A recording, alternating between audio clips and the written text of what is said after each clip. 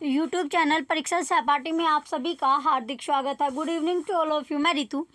चलिए हम जो यहाँ पर अपनी तैयारी कर रहे हैं मैथ की, यानी यहाँ जो हम पेपर देखेंगे, जो आपका संडे में जो आपका एग्ज़ाम हुआ था सीटेट का पेपर फर्स्ट, यानी जो आपका फर्स्ट मीटिंग में आपका पेपर हुआ था 21 जनवरी में, वो पेपर हम यहाँ पर देखेंगे। यानी पूरा सॉल्यूशन आपका कराया जाएगा मैथ और साइंस का, गणित विज्ञान का एक्सप्लेनेशन के साथ आपको जो क्लासेस आपको यह वीडियो मिलने वाली है।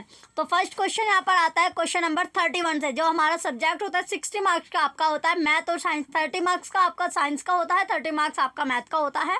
तो फर्स्ट क्वेश्चन यहाँ पर आता है क्वेश्चन नंबर 31 में पूछा गया है कि द नंबर ऑफ वर्टिक्स यानी V, एजेस E और faces F of a polyhedron are respectively 10, 15 and x. Then the value of 3x minus 12 is. तो यहाँ पर वैल्यू पूछी गई है कि 3x minus 12 की जो वैल्यू है वो क्या होगी। चलिए अब हिंदी में भी इस क्वेश्चन को देख लेते हैं। क्वेश्चन में है कि किसी बहुफलकी के शीर्षों या किनारे या फलक जो होते हैं उनकी संख्या दी गई है आपको 10, 15 और x है। तो तब पूछा गया कि जो 3x माइनस जो 12 है उसका मान क्या होगा। तो उसका मान क्या होगा, जैसे कि आपका जो फॉर्मूला है आपने क्वेश्चन किया भी था, अगर आपने क्लासेस की होगी तो किनारे फलक और शीर्ष वाला क्वेश्चन हमने किया हुआ है पहले ही, जब हम साइंस और मैथ की प्रैक्टिस अपनी कर रहे थे। तो यहाँ पर इसमें जो शीर्ष प्लस यहाँ पर जो फॉर्मूला आपका लगता है, ये फॉर्मूला लगेगा कि शीर्ष प्लस फलक, शीर्ष प्लस फलक इज इक्वल टू होता है आपका किनारे प्लस 2। क्या होता है, किनारे प्लस 2। तो यहाँ पर आप देख सकते हो कि जो शीर्ष है, शीर्ष आपको दिया गया है 10, शीर्ष क्या है 10 आपका, यानी वर्टिक्स जो है वो 10 आपको दिया गया है। फलक जो है, फलक आपका क्या है, x आपका है, फलक जो है वो क्या दिया गया, x आपको दिया गया है। देखिए यहाँ पर जो शीर्ष होगा ये आपका V हो गया, ये आपका E हो गया और ये आपका F हो गया। तो यहाँ पर फलक यानी जो फेसेस है वो x है, इज इक्वल टू आपके हैं किनारे कितने दिए गए हैं, जो किनारे हैं वो कितने आपको दिए गए, 15 किनारे यहाँ पर दिया गया। तो 15 प्लस 2 आपका हो जाएगा। अब जब हम जो x है, x ये आपका जब tan इधर आपका चले जाएगा तो ये हो जाएगा x के बराबर क्या हो जाएगा, 10 यहाँ पर आपका प्लस में था तो यहाँ पर अब ये कितना हो जाएगा, 15 और 2 कितना होता है 17 आपका हो जाएगा। 15 और 2 17 हो गया और 17 माइनस के 10 आपका हो जाएगा, कितना 17 माइनस के 10 यानी कितना आ गया 7 आपका आ गया। तो x की जो वैल्यू आई वो 7 आपकी आती है। x की वैल्यू कितनी आई, यहाँ पर हम करेंगे कि x की वैल्यू जो है 7 आपकी आई है। अब है कि इसमें आगे इसमें पूछा गया है कि 3x माइनस 12 आपसे पूछा गया है, 3x माइनस 12। तो 3x में जब हम इसकी वैल्यू, ये आपको दिया गया 3x माइनस के 12, जब यहाँ पर x की वैल्यू हमें मिल गई और पूछा हमारा है कि वैल्यू पूछी गई कि 3x माइनस 12 की वैल्यू क्या होगी। तो x की जो वैल्यू आपकी 7 निकल के आई है, जहाँ आपका x है वहाँ पर इसकी वैल्यू रख देंगे और इसको सोल्व कर देंगे। तो यहाँ पर होगा आपका कि 3 मल्टीप्लाई x की वैल्यू आई है हमारी 7 और माइनस के 12 है, तो ये हो जाएगा आपका 7 या 21। तो कितना हो गया, ये आपका आता है 21 माइनस के 12 और 21 में से जब हम 12 को घटाएंगे तो कितना आएगा, 9 आपका आएगा। तो 9 जो होगा इसका आंसर आपका होगा। तो कौन सा ऑप्शन में 9 आपको दिख रहा है, ऑप्शन नंबर 3 में आपको 9 दिख रहा है। तो ऑप्शन 39 जो होगा इसका राइट आंसर आपका हो जाएगा।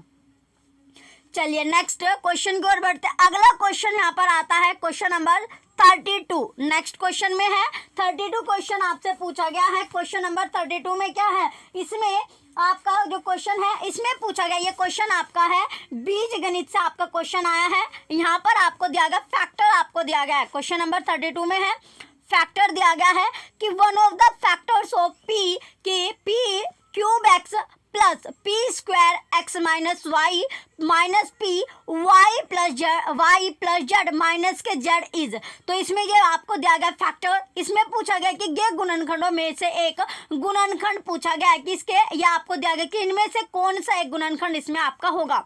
चलिए इसको भी हम सॉल्यूशन के साथ यहाँ पर हम करेंगे। तो सबसे पहले देखिए ये आपको दिया गया है, ये आपकी फैक्टर आपको दिया गया है। तो इसे, तो यहाँ पर इसकी जो p क्यूब और x आपका है, ठीक है। इसके बाद इसकी जब हम मल्टीप्लाई, इसको सोल्व करते हुए अगर हम चलते हैं ये आपका आ जाएगा, चलिए इसको सोल्व करेंगे तो यहाँ पर हो जाएगा ये आपका p की क्यूब, इसे नीचे हम करेंगे यानी इससे जो ऑप्शन आपको दिखते रहे तो ये हो जाएगा p क्यूब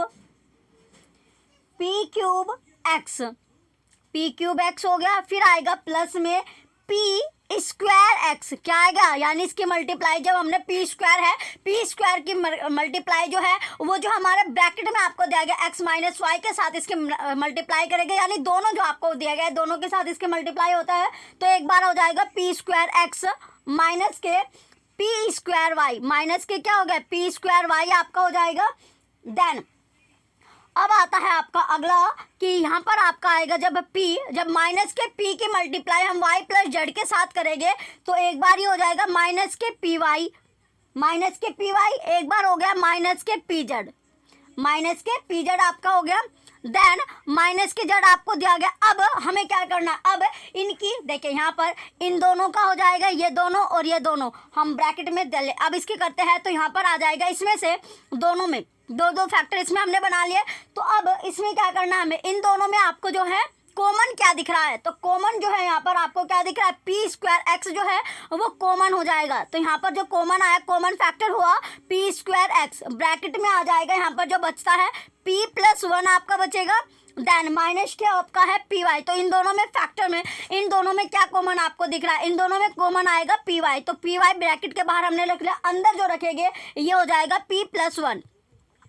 अब माइनस के यहाँ पर दोनों में आपको कॉमन क्या दिख रहा है, माइनस के जेड हो जाएगा, तो माइनस के जेड ये हो जाएगा p प्लस 1 आपका हो जाएगा।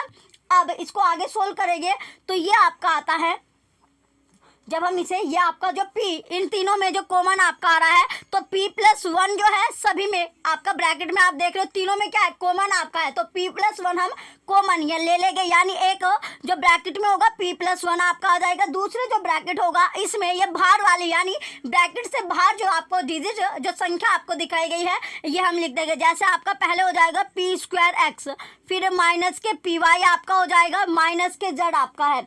तो यहाँ पर आप देख सकते हैं तो इसमें पूछा गया है ये आपको दिया गया है, यानी इसमें से जो एक फैक्टर यानी एक जो फैक्टर है वो आपसे पूछा गया है कि कौन सा फैक्टर, तो यहाँ पर आपको ये वाला फैक्टर देखना है कि कौन सा फैक्टर आपको दिखाई दे रहा है। तो यहाँ पर p square x minus p y minus z है, तो कौन सा ऑप्शन में आपको p square x minus k p y और माइनस के जेड, ये आपका प्लस में ये आपका नहीं होगा, फोर्थ ऑप्शन में आपको दिया गया है, तो फोर्थ ऑप्शन इसका करेक्ट हो जाएगा p square x minus p y minus k z, बिल्कुल करेक्ट आंसर आपका ऑप्शन फोर्थ यहाँ पर राइट हो जाएगा। चलिए नेक्स्ट क्वेश्चन की ओर बढ़ते हैं, क्वेश्चन नंबर 33। नेक्स्ट क्वेश्चन क्या आता है, क्वेश्चन नंबर 33 हमारा आता है। चलिए इसमें क्वेश्चन में जो 33 में है इसमें क्या पूछा गया है, आगे की ओर बढ़ते हैं। क्वेश्चन नंबर 33 है कि इफ 8 डिजिट नंबर यानी 8 डिजिट का नंबर दिया गया है जिसमें 9471x 9y2 is divisible by 72, then which of the following statement is not true.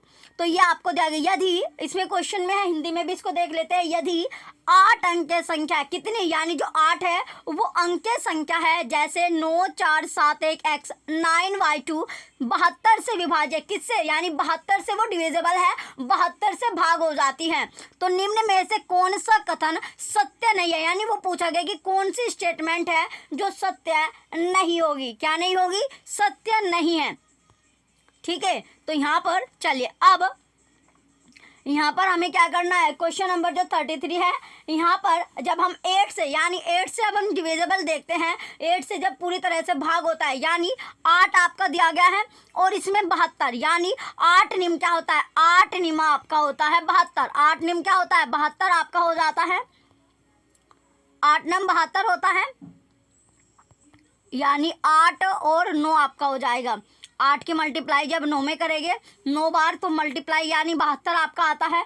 अब इसमें तो इसमें क्या करना है, जब हम 8 से डिविजिबल कोई भी संख्या देखते हैं तो उस संख्या जो संख्या होती है इसके लास्ट के 3 डिजिट हम लेते हैं, 3 संख्या लास्ट की हम लेंगे तो इसमें लास्ट की 3 संख्या क्या हो जाएगी, ये आपका 9, यहाँ पर आपका हो जाएगा 2, यानी y की जगह क्या रखे, जो ये 8 से पूरी तरह का आपका डिविजिबल हो। तो 8 से पूरी तरह भाग देने के लिए क्या होना चाहिए, 9 और 2 11। तो 9 और 2 11, 11 जो होगा 8 से भाग आपका नहीं होगा, लेकिन 8 से भाग आपका नहीं होगा। तो यहाँ पर अगर ये आपका हो जाएगा, अगर हम यहाँ पर 1 रखते हैं, 1 अगर हम रखते हैं 112 आपका हो जाएगा।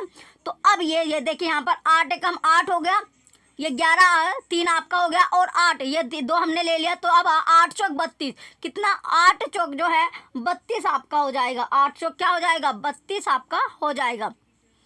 तो ये आपका हो जाएगा, तो ये आपका हो गया। तो अब यहाँ पर हम 1 रखेंगे तो ये पूरी तरह से 8 से डिविजिबल आपका है। तो y की जो वैल्यू, y की वैल्यू क्या आ गई 1 आपकी आ गई। तो y की जगह हम क्या ले सकते हैं, y की जगह हम 1 रख सकते हैं, जहाँ पर y आपका है। इसके बाद है आगे, तो इसमें y की जगह हमने 1 ले लिया, 1 जो है वो रख लिया। अब नेक्स्ट आता है, इसके बाद अगला पॉइंट जो हमारा है, इसमें आगे क्या पूछा गया है, आगे इसमें पूछा गया है इसमें x की वैल्यू। तो x की क्या वैल्यू होगी, अब हमें x की देखनी है।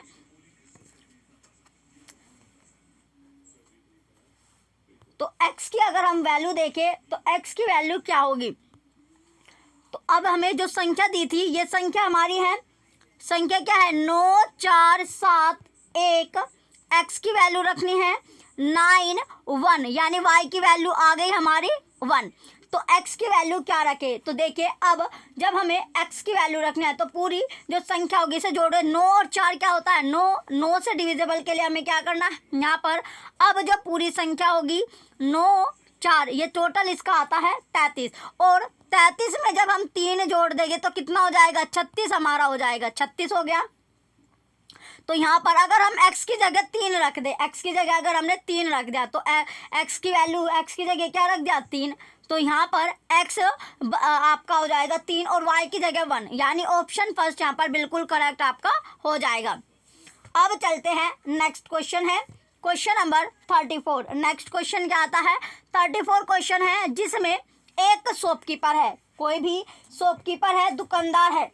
तो इसमें पूछा गया है क्वेश्चन में 34 में कि एक दुकानदार है, एक वस्तु को, एक जो वस्तु है उसको, एक दुकानदार एक वस्तु को उसके अंकित मूल्य पर 28% की छूट देकर रुपये 324 पर बेचता है। वस्तु का क्रय मूल्य जो है, वस्तु है उसका जो क्रय मूल्य है वो रुपये 300 है। यदि उस वस्तु को उसी अंकित मूल्य पर 18% की छूट देकर बेचे तो उसका लाभ प्रतिशत पूछा गया है कि लाभ जो है वो प्रतिशत क्या होगा।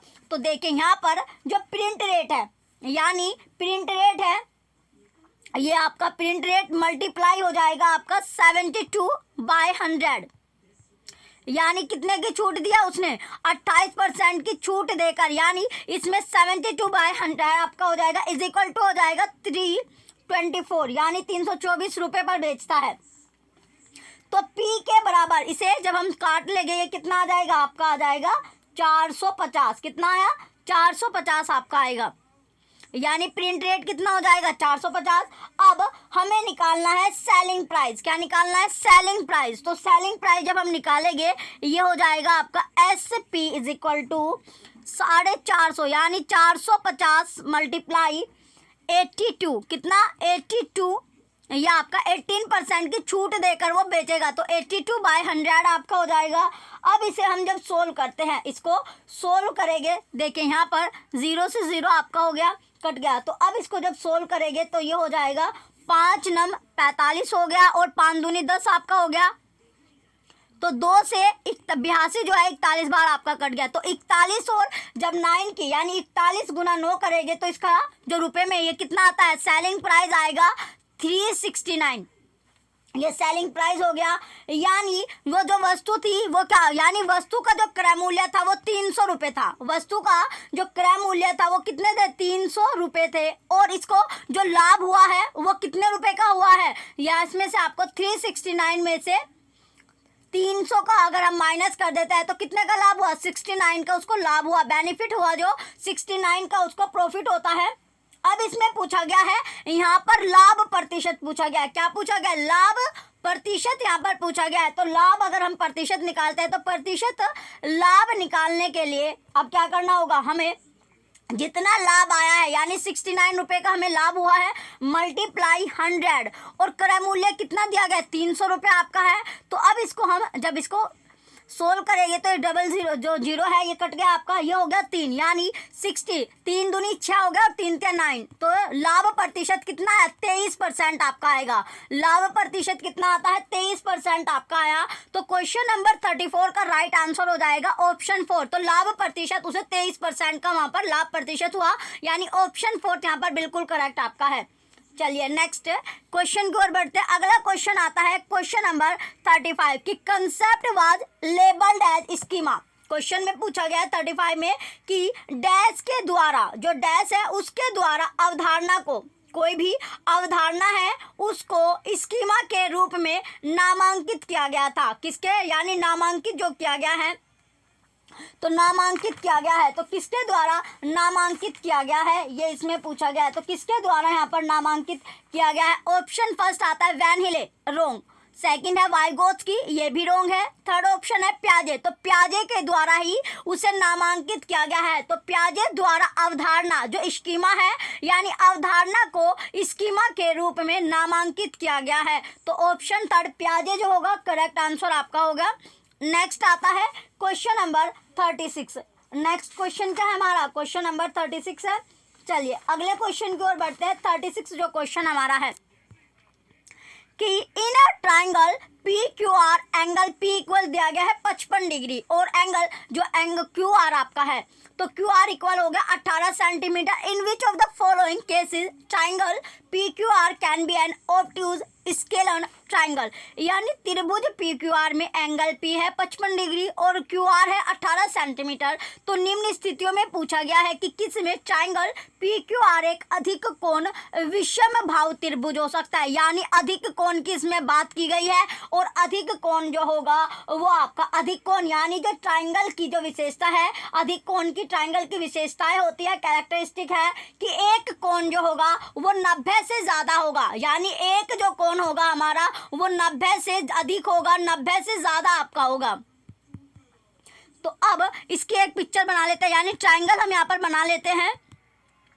तो ये हो गया आपका, आगे इसको कर लेते हैं, यानी नीचे आपका जो सॉल्यूशन हो जाए। तो ये हमने एक ट्राइंगल ले लिया, ये क्या बनाया, एक ट्राइंगल हमने बना लिया है।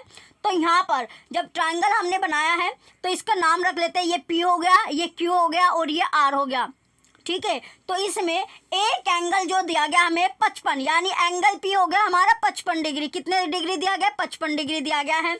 और एंगल Q यानी QR जो है, ये QR जो है ये हमें दी गई है 18 सेंटीमीटर। कितने सेंटीमीटर? 18 सेंटीमीटर दी गई है। तो इसमें पूछा गया है कि निम्न स्थितियों में से किस में ट्राइंगल PQR एक अधिक कोण विषम भाव त्रिभुज हो सकता है। तो कैसे हो सकता है, यानी जब हम यहाँ पर जो एंगल R हमारा है, अगर हम एंगल R को, जो एंगल R देखिए फर्स्ट ऑप्शन में एंगल R आपका 35 दिया गया है। एंगल R क्या है? 35 इसमें दिया गया है। अगर हम एंगल R को 35 ले लेते हैं, एंगल R को अगर हमने 35 डिग्री ले लिया तो 55 और 35 कितना हो जाएगा? 55 प्लस 35 कितना हो जाएगा? ये आपका हो जाएगा 90 का। और दूसरा जो होगा वो हो जाएगा 110 डिग्री। कितना? 110 आपका हो गया, सॉरी ये आपका हो जाएगा, यानी 90 से अधिक आपका है। तो इसमें तो ये आपका ऑप्शन होगा नहीं, यानी इसमें तो दूसरा ये वाला एंगल जो होगा ये आपका नहीं होगा। नेक्स्ट सेकंड अगर हम चलते हैं अगले में, तो इसमें हमें जो एंगल आर रखना होगा, एंगल आर कितना रखना होगा? एंगल आर हमें यहाँ पर रखना है 15 डिग्री। अगर हम एंगल आर को 15 डिग्री रखते हैं, कितना? 15 डिग्री अगर हम रखते हैं तो ये आपका हो जाएगा 55 प्लस 15, 55 प्लस 15 हो जाएगा आपका 70। कितना हो गया? 70 आपका हो गया। और जो एंगल क्यू आपका हो जाएगा ये कितना हो जाएगा? 110 डिग्री आपका हो गया, यानी एंगल क्यू हो गया 110 डिग्री। तो जो एंगल क्यू आपका है, एंगल क्यू है तो एंगल क्यू इक्वल होगा किसके? पी आर के, यानी ये इक्वल है पी आर भुजा। इसमें जो इक्वल यानी जो पी आर भुजा इसमें है ये बड़ी आपकी है। तो इसमें राइट आंसर क्या होगा? इसमें आपका दिया गया है angle Q is equal to 110 आपका है। और जो PR भुजा है यहाँ पर बड़ी आपकी है, PR जो भुजा है ये आपकी बड़ी है, यानी PR भुजा इसमें बड़ी आपकी होगी। तो एंगल R इसमें ऑप्शन थर्ड बिल्कुल करेक्ट आपका हो जाएगा। क्वेश्चन नंबर 36 में, क्वेश्चन नंबर जो 36 है इसमें राइट आंसर आपका हो जाएगा ऑप्शन थर्ड कि एंगल R तो 15 डिग्री होगा और PR जो होगी ये वाली जो भुजा है ये बड़ी आपकी है, ये वाली भुजा क्या है, बड़ी हो जाएगी, यानी ये 18 सेंटीमीटर से भी बड़ी आपकी है। तो राइट आंसर यहाँ पर ऑप्शन थर्ड हो जाएगा। चलिए नेक्स्ट क्वेश्चन की ओर बढ़ते हैं। अगला जो क्वेश्चन आता है क्वेश्चन नंबर 37, क्वेश्चन नंबर 37 आता है। तो क्वेश्चन में 37 में यहाँ पर पूछा गया है, तो क्वेश्चन में जो 37 है इसमें क्या पूछा गया है कि a student was given the following problem on percentage to solve. Find the percentage of decrease if the population of a city decrease from 8,000 to 26,500. She wrote the following solution. Original population है 28,000 और new population यहाँ पर दी गई है 26,500।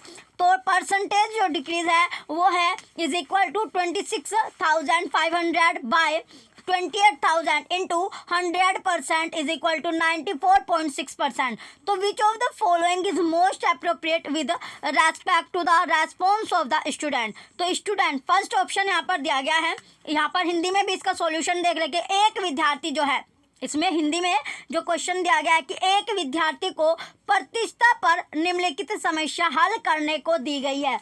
तो हल करने को क्या दिया गया है कि अगर एक शहर की, कोई भी जो शहर है सिटी है, अगर एक शहर की जनसंख्या 28,000 से घटकर 26,500 हो गई तो जनसंख्या के घटने की जो प्रतिशत ज्ञात कीजिए। उसने निम्नलिखित हल किया, कैसे किया कि प्रारंभिक जनसंख्या ले ली उसने 28,000 और नई जनसंख्या ली 26,500। तो घटने का जो परसेंटेज है वो 26,500 बाय 28,000 आपका इंटू 100%, तो ये हो गया 94.6। तो इन विद्यार्थी के उत्तर के संदर्भ में निम्नलिखित में से पूछा गया है कि इसमें से क्या सबसे उपयुक्त होगा। तो उसको लेना कैसे था, उसको लेना था 1500 गुना 100 आपका हो जाएगा और कितनी परसेंटेज यानी 28, यानी जो शहर की जनसंख्या है वो 28,000 आपके है, यानी कम कितनी हुई है 28,000 से घटकर वो 26,500 हुई है। तो 1500 की उसमें घटत हुई है और घटने का परसेंटेज इसमें पूछा गया था तो उसे 1500, यानी उसे क्या लेना था 26,500 की जगह 1500 उसको रखना था, तब आपके ये सोल्व होना था। तो इसमें पूछा गया कि इसमें जो आगे ऑप्शन है कि फर्स्ट ऑप्शन है कि विद्यार्थी ने असावधानी विषय त्रुटि की है, रॉन्ग। सेकंड ऑप्शन है कि विद्यार्थी प्रतिष्ठा की अवधारणा को समझने में तो सक्षम है परंतु वह यह समझ पाने में समर्थ नहीं है कि किस राशि की प्रतिष्ठा ज्ञात करनी है। बिल्कुल सही है, यानी उसे ये नहीं पता कि कौन सी राशि की परसेंटेज हमें निकालनी है। तो ऑप्शन सेकंड यहाँ पर आपका करेक्ट हो जाएगा। अब चलते हैं नेक्स्ट क्वेश्चन की ओर। अगला क्वेश्चन आता है question number 38। The lengths of the parallel sides of a trapezium, यानी ट्रेपीजियम क्या होता है, इसमें जो पैरेलल साइड यानी किसी समलंब चतुर्भुज की जो समांतर भुजाएं हैं वो 11 सेंटीमीटर है, 25 सेंटीमीटर है और उनके बीच की जो दूरी है वो 12 सेंटीमीटर है। उनके बीच की दूरी कितनी ली गई है 12 सेंटीमीटर है। तो इसका क्षेत्रफल उस आयत के क्षेत्रफल के बराबर होगा जिसकी भुजा 3:2 के अनुपात में है, रेशो में है। तो उस आयत का जो परिमाप है वो सेंटीमीटर में क्या है, तो आयत का परिमाप निकालना है सेंटीमीटर में। तो चलिए आयत यानी जो रेक्टेंगल होता है उसका पेरीमीटर क्या है, यानी सेंटीमीटर में आपको इसमें बताना होगा।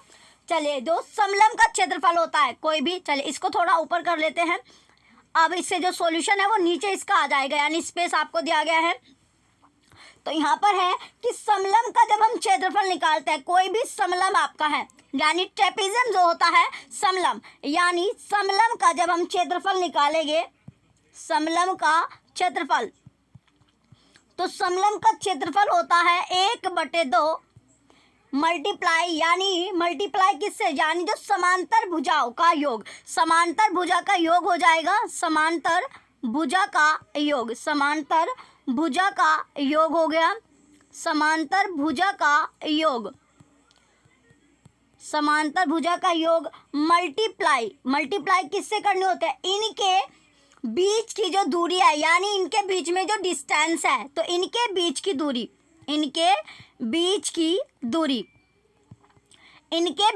दूरी, तो चलिए अब इसको सोल्व करेंगे।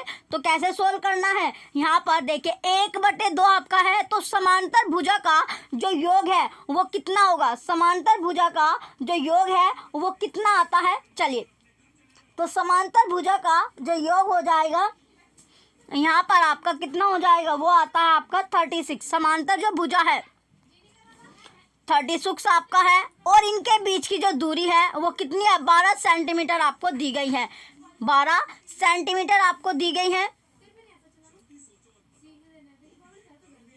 तो इसे सोल्व करेंगे तो ये हो जाएगा 2 छिक 12, 2 छिक 12 आपका हो जाएगा, 2 छिक्की 12 हो जाएगा। अब इसको जब सोल्व करेंगे, ये आपका है आगे का इसका जो पॉइंट है ये आपका है, यानी एक आयत जो हम इसमें बना लेते हैं, तो ये हो जाएगा आयत,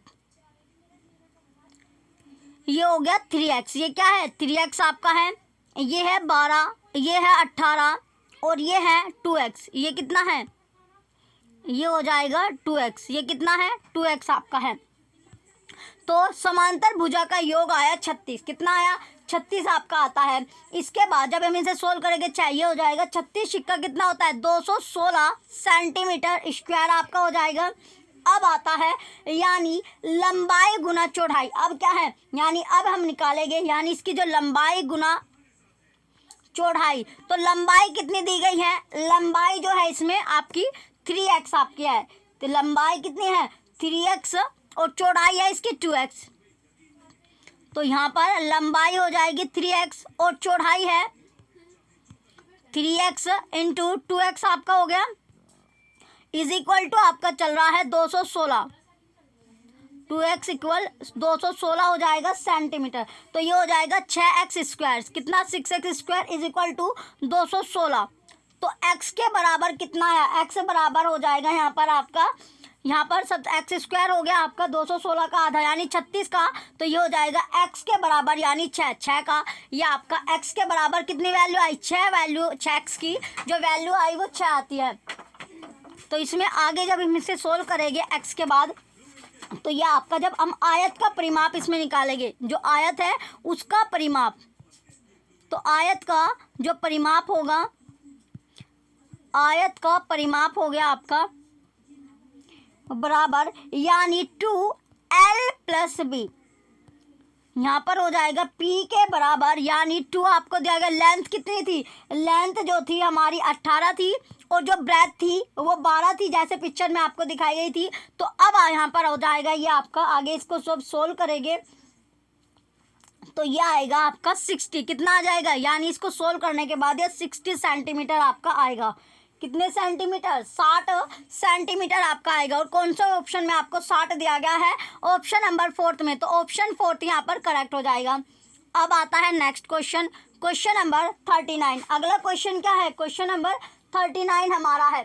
चलिए नेक्स्ट क्वेश्चन की ओर बढ़ते हैं। अगले क्वेश्चन है 39। इसमें पूछा गया है क्वेश्चन में कि x varies inversely as y when x equals 3.5 then y is equal to 2.4. What is the value of y when x is equal to 5.6? तो x और y के साथ व्युत्क्रमानुपाती विचरण करता है जब x के बराबर 3.5 है और y बराबर 2.4 है। जब x इज इक्वल टू 5.6 है तब y का मान पूछा गया है कि जो y है उसका मान क्या होगा।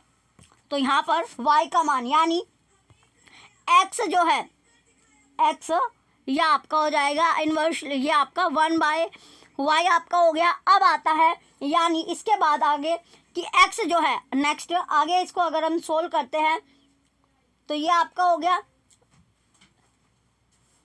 अब नेक्स्ट जो इक्वेशन यहाँ पर आपकी बनेगी ये आपकी हो जाएगा x के बराबर x मल्टीप्लाई 1/y। तो ये फर्स्ट इक्वेशन आपकी होगी। अब इसमें वैल्यू अगर हम रखते हैं, ये k जो है यहाँ पर ये आपका है, आगे ये आपका हो जाएगा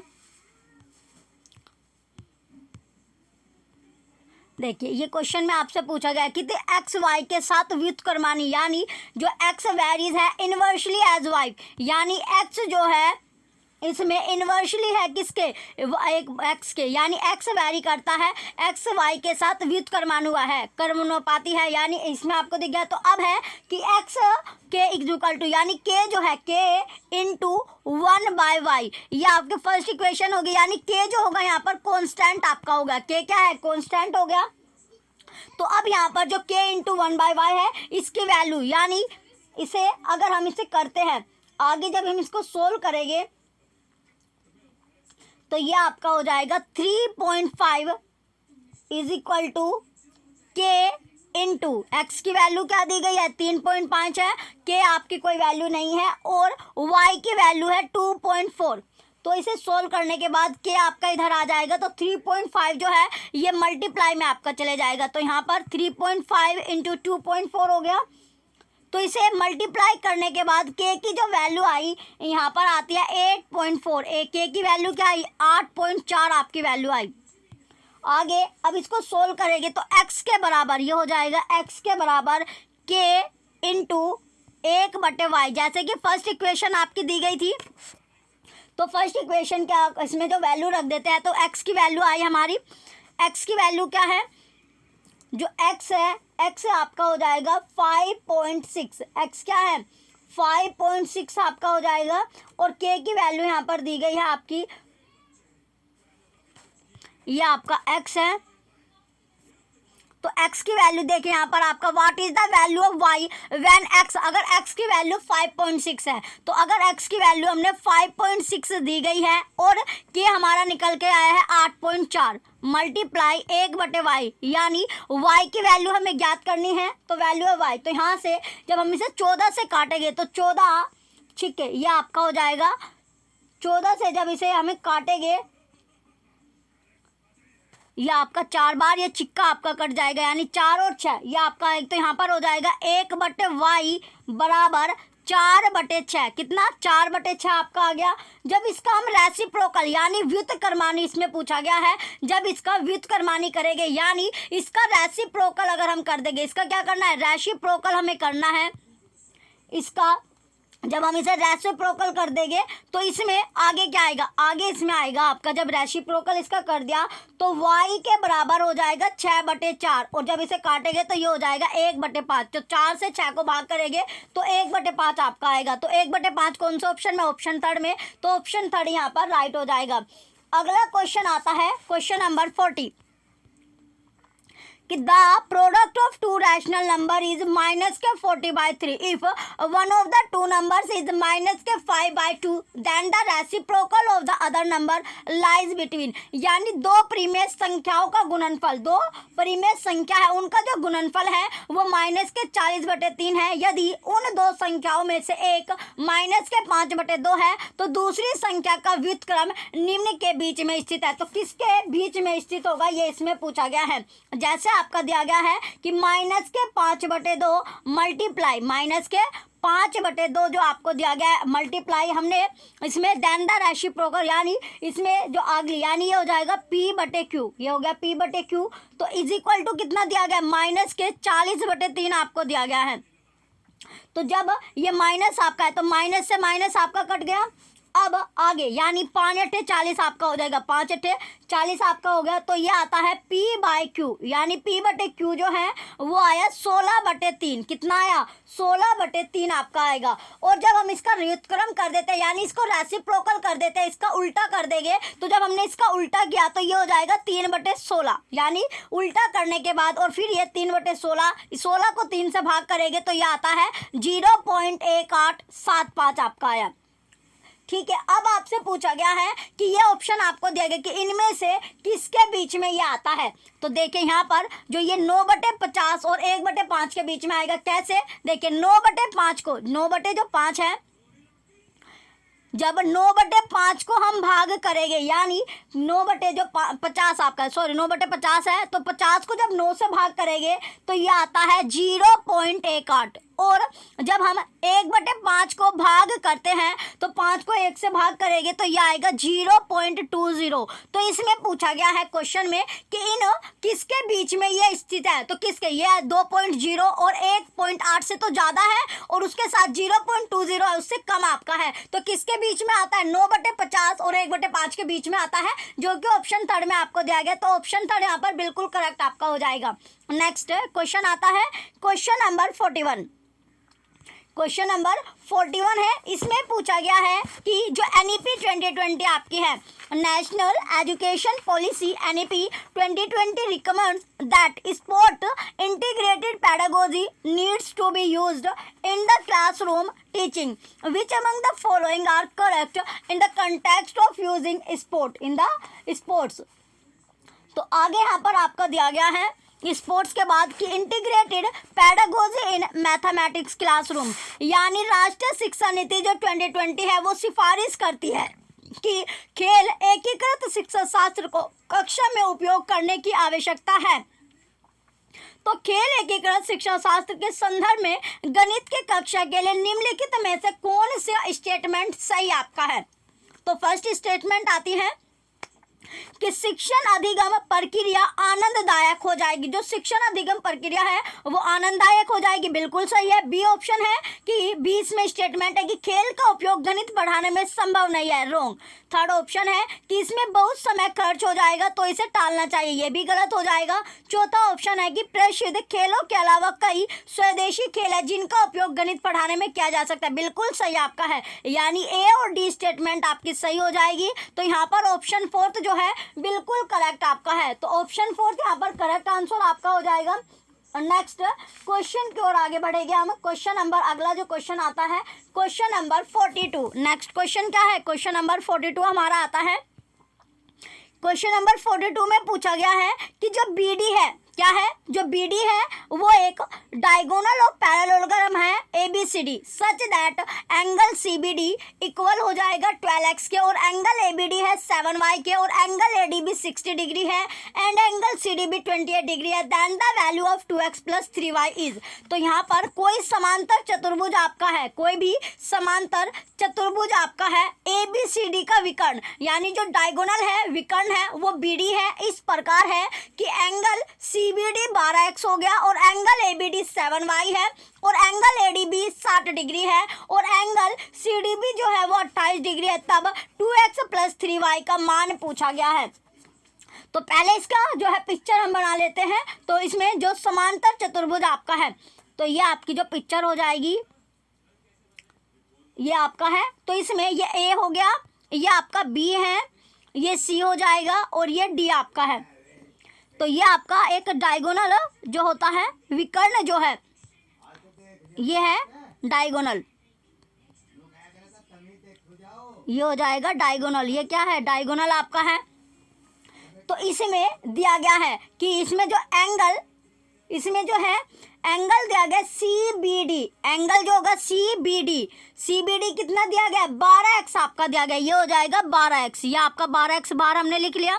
इसके बाद है कि एंगल ABD, एंगल क्या है A B और D, ये आपका यानी ABD ये कितना है, ये वाला हिस्सा जो है, सॉरी ये वाला हिस्से की बात की गई है, ये हो जाएगा ABD, ये कितना है ABD आपका दिया गया, ABD कितना है 7y आपका है, यहाँ पर ABD जो है वो 7y आपको दिया गया है, कितना है ये हो जाएगा 7y, ये कितना दिया गया है 7y हमें दिया गया है। और एंगल ADB, AD और B, ADB जो है वो हमें दिया गया है 60 डिग्री, तो ये हो गया हमारा 60 डिग्री, कितने डिग्री 60 डिग्री।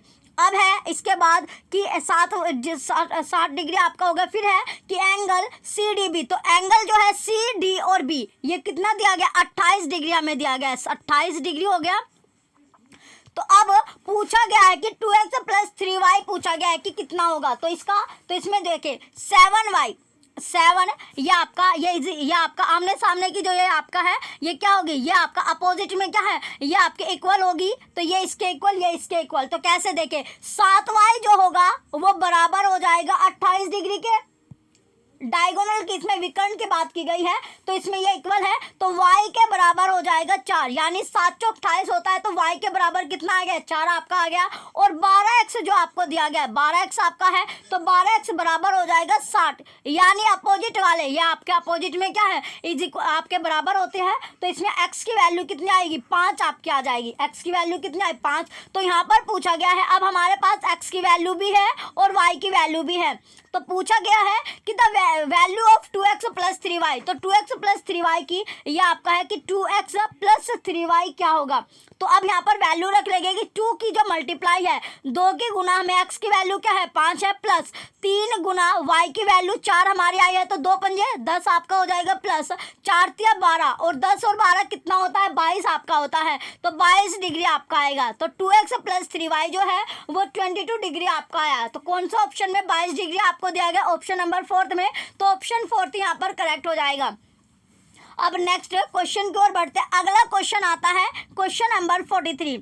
क्वेश्चन नंबर 43 में पूछा गया है कि which of the following is not a dimension, which of the following is not a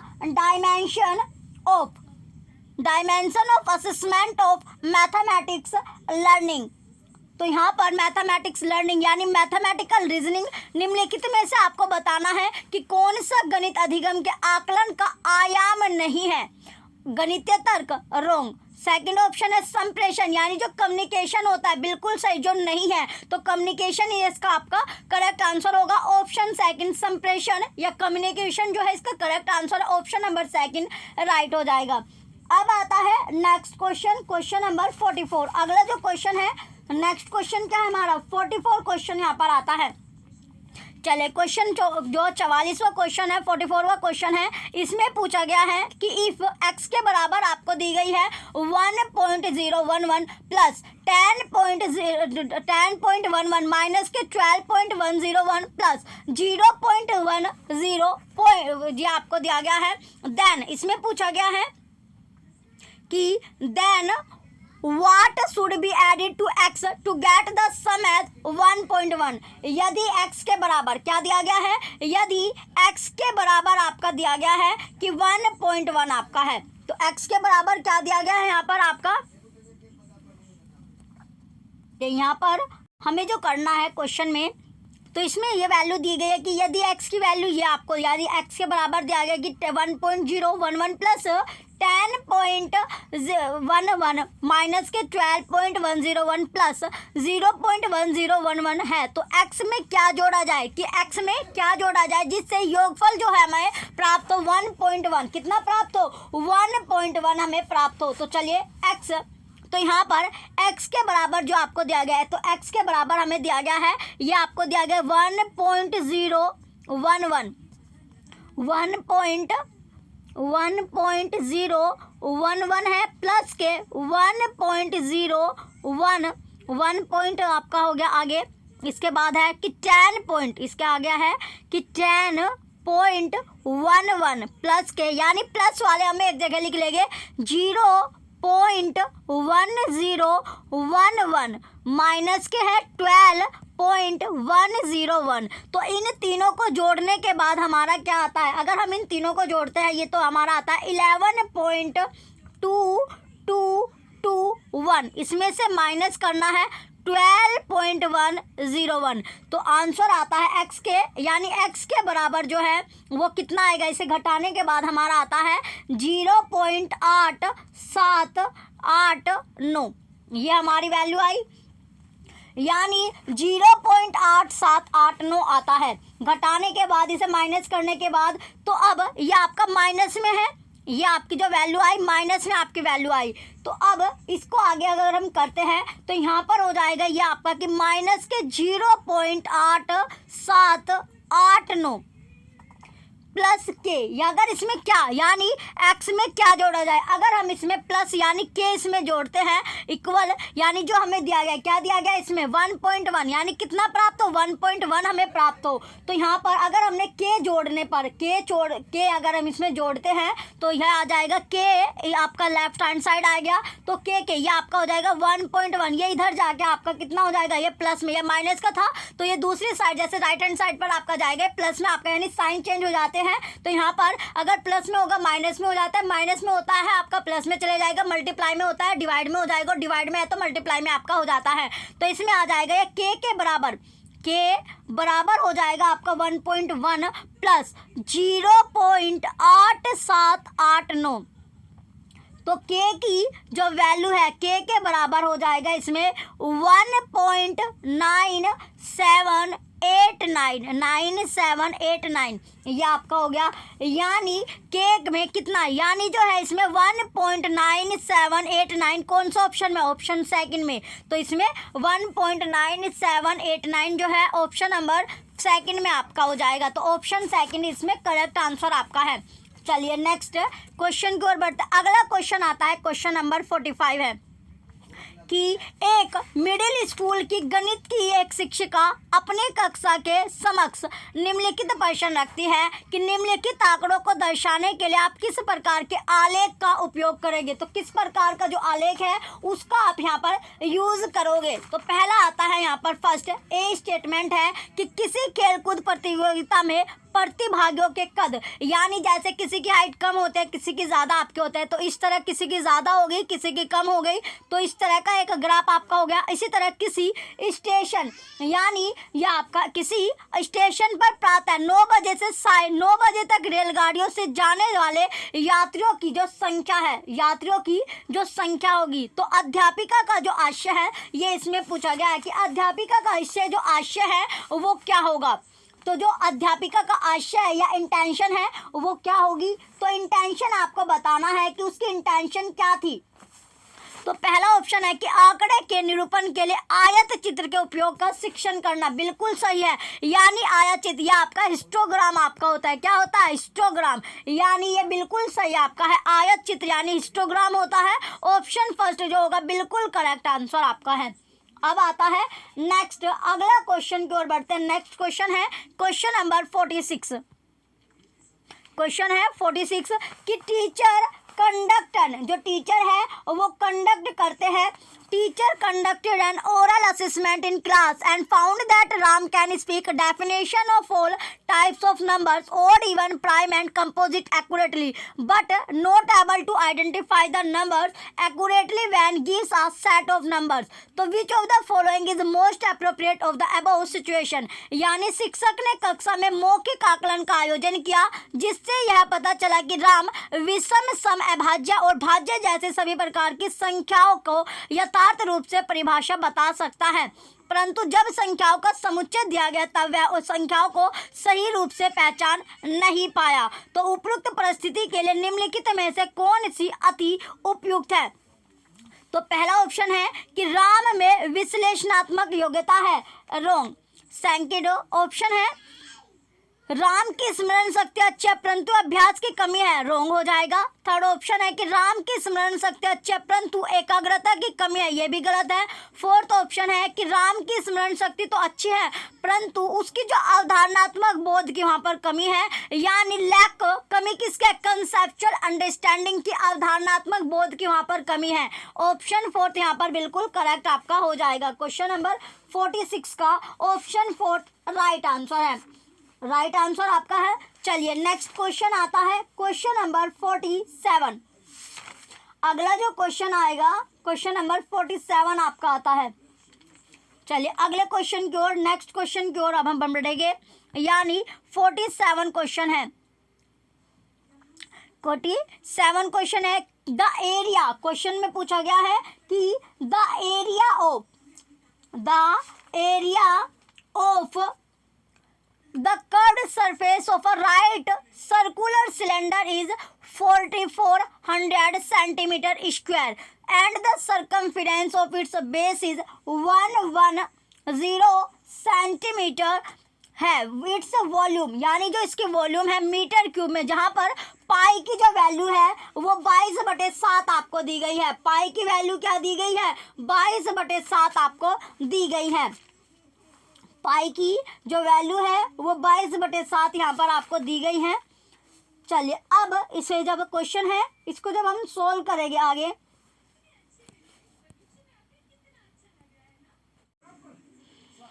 question number 47 है। इसमें पूछा गया है कि किसी लंब वृत्तीय बेलन का वक्र पृष्ठीय क्षेत्रफल जो दिया गया है वो 4400 सेंटीमीटर स्क्वायर है, उसके आधार की परिधि 110 सेंटीमीटर है।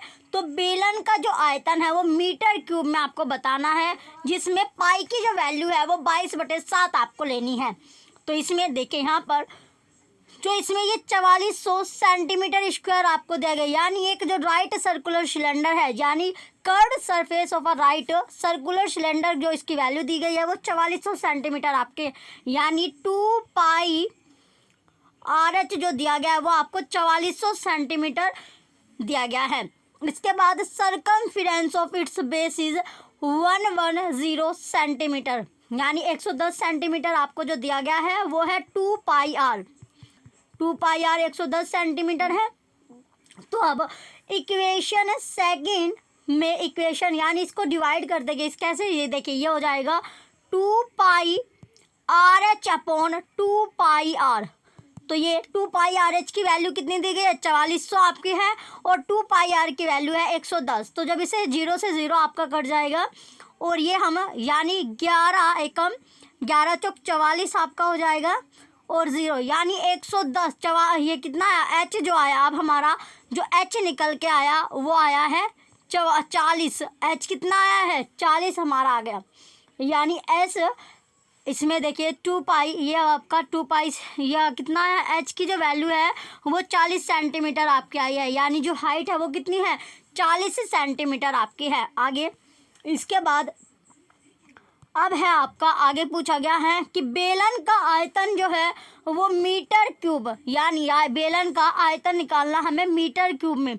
तो इसके बाद ये हो जाएगा आपका जो फॉर्मूला था आपका 2 × 22 यानी जो वैल्यू थी 2 पाई RH। ये इक्वेशन फर्स्ट जो थी, तो इक्वेशन फर्स्ट में अगर इसकी वैल्यू रख देते हैं 2 पाई, यानी पाई की वैल्यू लेनी है 22/7 इंटू R, यानी रेडियस हमें दिया नहीं गया, रेडियस हमें निकालना है, तो इंटू R इंटू जो H हमारा कितना आया था? अभी 40 निकल के आया है। तो अब ये आपका चलेगा 4400 इज इक्वल टू हो जाएगा 4400। तो ये आपका, यानी यहाँ पर जब इसको काटेंगे ये आपका कट जाएगा, 0 से 0 आपका कट गया।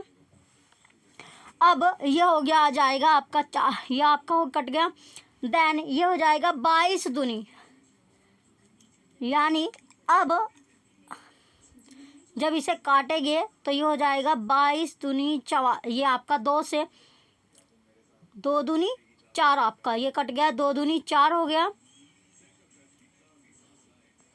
ठीक है, ये आपका 0 हो गया। अब है आपका ये जो कटा 2 दूनी 4 आपका हो गया। अब आ जाएगा ये आपका 22 दूनी 44, ये 10 हो गया। अब 22 दूनी 44 आपका हो जाएगा। अब ये आपका ये हो गया, यानी ये कटने के बाद कितना आया? ये R, ये हो जाएगा इसके आपस में मल्टीप्लाई, यानी R इज इक्वल टू हो जाएगा 7 × 5, 7 पंजे 35/2, ये 2 आपका है, यानी ये बच गया आपका R, यानी 7 पंजे 35/2। R कितना आया? 35/2 हमारा आया है, R की वैल्यू 35/2। अब हमें निकालना है आयतन, यानी वॉल्यूम हमें निकालनी है। तो वॉल्यूम अगर हम निकालेंगे तो V ये आपका हो जाएगा 22/7 इंटू R जो निकल के आया है 35/2 हमारा आया है, मल्टीप्लाई, यानी मीटर क्यूब में तो 3 बार इसके मल्टीप्लाई कर देंगे, 35/2 जो इसमें जो R था R² आपका था, तो 35/2 आपका मल्टीप्लाई में आ जाएगा। इसके बाद 35/2 इंटू 40, H कितना था हमारा? 40 था। तो अब इसे अगर हम काटेंगे तो ये 7 पंजे 35 आपका हो गया। अब 2 दूनी 4 और 4 धाम 40, ये आपका कट गया। तो अब हो जाएगा कि V के बराबर, यानी 22 × 5 गुना 35 गुना 10, तो ये कितना v जो हमारा आया यानी वॉल्यूम जो आयतन है वो कितना आया है 38,500 सेंटीमीटर क्यूब में हमारा है। ये है सेंटीमीटर क्यूब में, और निकालना किस में पूछा, किसके गया है, मीटर स्क्वायर, मीटर क्यूब में आपसे पूछा गया है। तो इसे मीटर क्यूब में जब हम ऐसे करेंगे तो यह आपका हो जाएगा 38,500 डिवाइड बाय 100 मल्टीप्लाई 100 मल्टीप्लाई 100, यह आपका, तो यह आपका कट यह आता है v जो आएगा, आयतन जो आया 0.0385 मीटर क्यूब आपका आएगा। तो यह आंसर कौन सा ऑप्शन में, ऑप्शन थर्ड में, तो ऑप्शन थर्ड यहाँ पर करेक्ट हो जाएगा। अब चलते हैं नेक्स्ट क्वेश्चन की ओर। अगला क्वेश्चन आता है क्वेश्चन नंबर 48। क्वेश्चन 48 है, इसमें पूछा गया है दो संपूरक कोणों का अंतर, जो दो संपूरक जो कोण है उनका अंतर यहाँ पर आपको दिया गया है, तो उसका अंतर 20 डिग्री है। यदि इनमें से छोटा कोण अगर P हो, छोटा जो कोण है वो हो जाएगा P, तो P 3P माइनस 50 डिग्री का मान है। देखिए संपूरक जो कोण होते हैं, संपूरक कोण यानी जो सप्लीमेंट्री एंगल्स आपके होते हैं, सप्लीमेंट्री एंगल जो संपूरक कोण होते हैं वे आपके, यानी दो कोणों का योग कितना होता है, दो कोणों का जो योग होगा, दो एंगल का जो योग होता है वो होता है 180 डिग्री, यानी दो कोणों का योग होगा 180 डिग्री। कितने डिग्री, 180 डिग्री आपका होता है सप्लीमेंट्री एंगल में। तो यहाँ पर x प्लस वाई यानी दो कोणों का योग आपका है 180 डिग्री, तो x plus y is equal to हो जाएगा 180 डिग्री, यानी दो कोणों का योग ही 180 डिग्री होता है। अब है x minus y is equal to कितना दिया गया आपको, यहाँ पर 20 डिग्री दिया गया है। तो इसे जब हम जोड़ेंगे, क्या क्या हमने यहाँ पर ऐड किया, इनको जोड़ा, तो यहाँ पर जब हम इन्हें जोड़ेंगे तो ये x, ये आपका y से y कैंसिल हो जाएगा, ये हो जाएगा 2x, ये कितना हो गया 2x इक्वल, ये हो जाएगा 200, कितना हो गया 200 आपका हो जाएगा, 200 हो गया। जब हम इन्हें जोड़ा तो अब आगे पूछा गया है कि x जो है यहाँ पर, तो x कितना आएगा, तो x की जो वैल्यू आएगी वो 100 आपकी आई, x की वैल्यू यानी x कितना आया 100 आपका आया, x की वैल्यू आपको पता चल गई। अब यहाँ पर पूछा गया और जो y होगा यानी y जो है वो हो जाएगा SC, y कितना हुआ SC, यानी y यहाँ पर बोला गया है कि यदि इनमें से छोटा p है, छोटा कोण अगर p है तो y को हमने मान लिया p, यानी p के बराबर हो जाएगा 80 डिग्री, तो ये p जो है ये छोटा आपका है। तो अब हमसे पूछा गया है 3p माइनस 50, तो p की वैल्यू कितनी आई 80, तो p 3 गुना ये हो जाएगा 3 गुना 80 माइनस 50 डिग्री, तो अब 80 8 दिया, ये होता है आपका 210, ये आपका 8 दिया होता है 240, 8 से 24 यानी 240 आपका हो जाएगा। 240 में से जब हमने 50 को माइनस किया तो 190 डिग्री हमारा आंसर आएगा।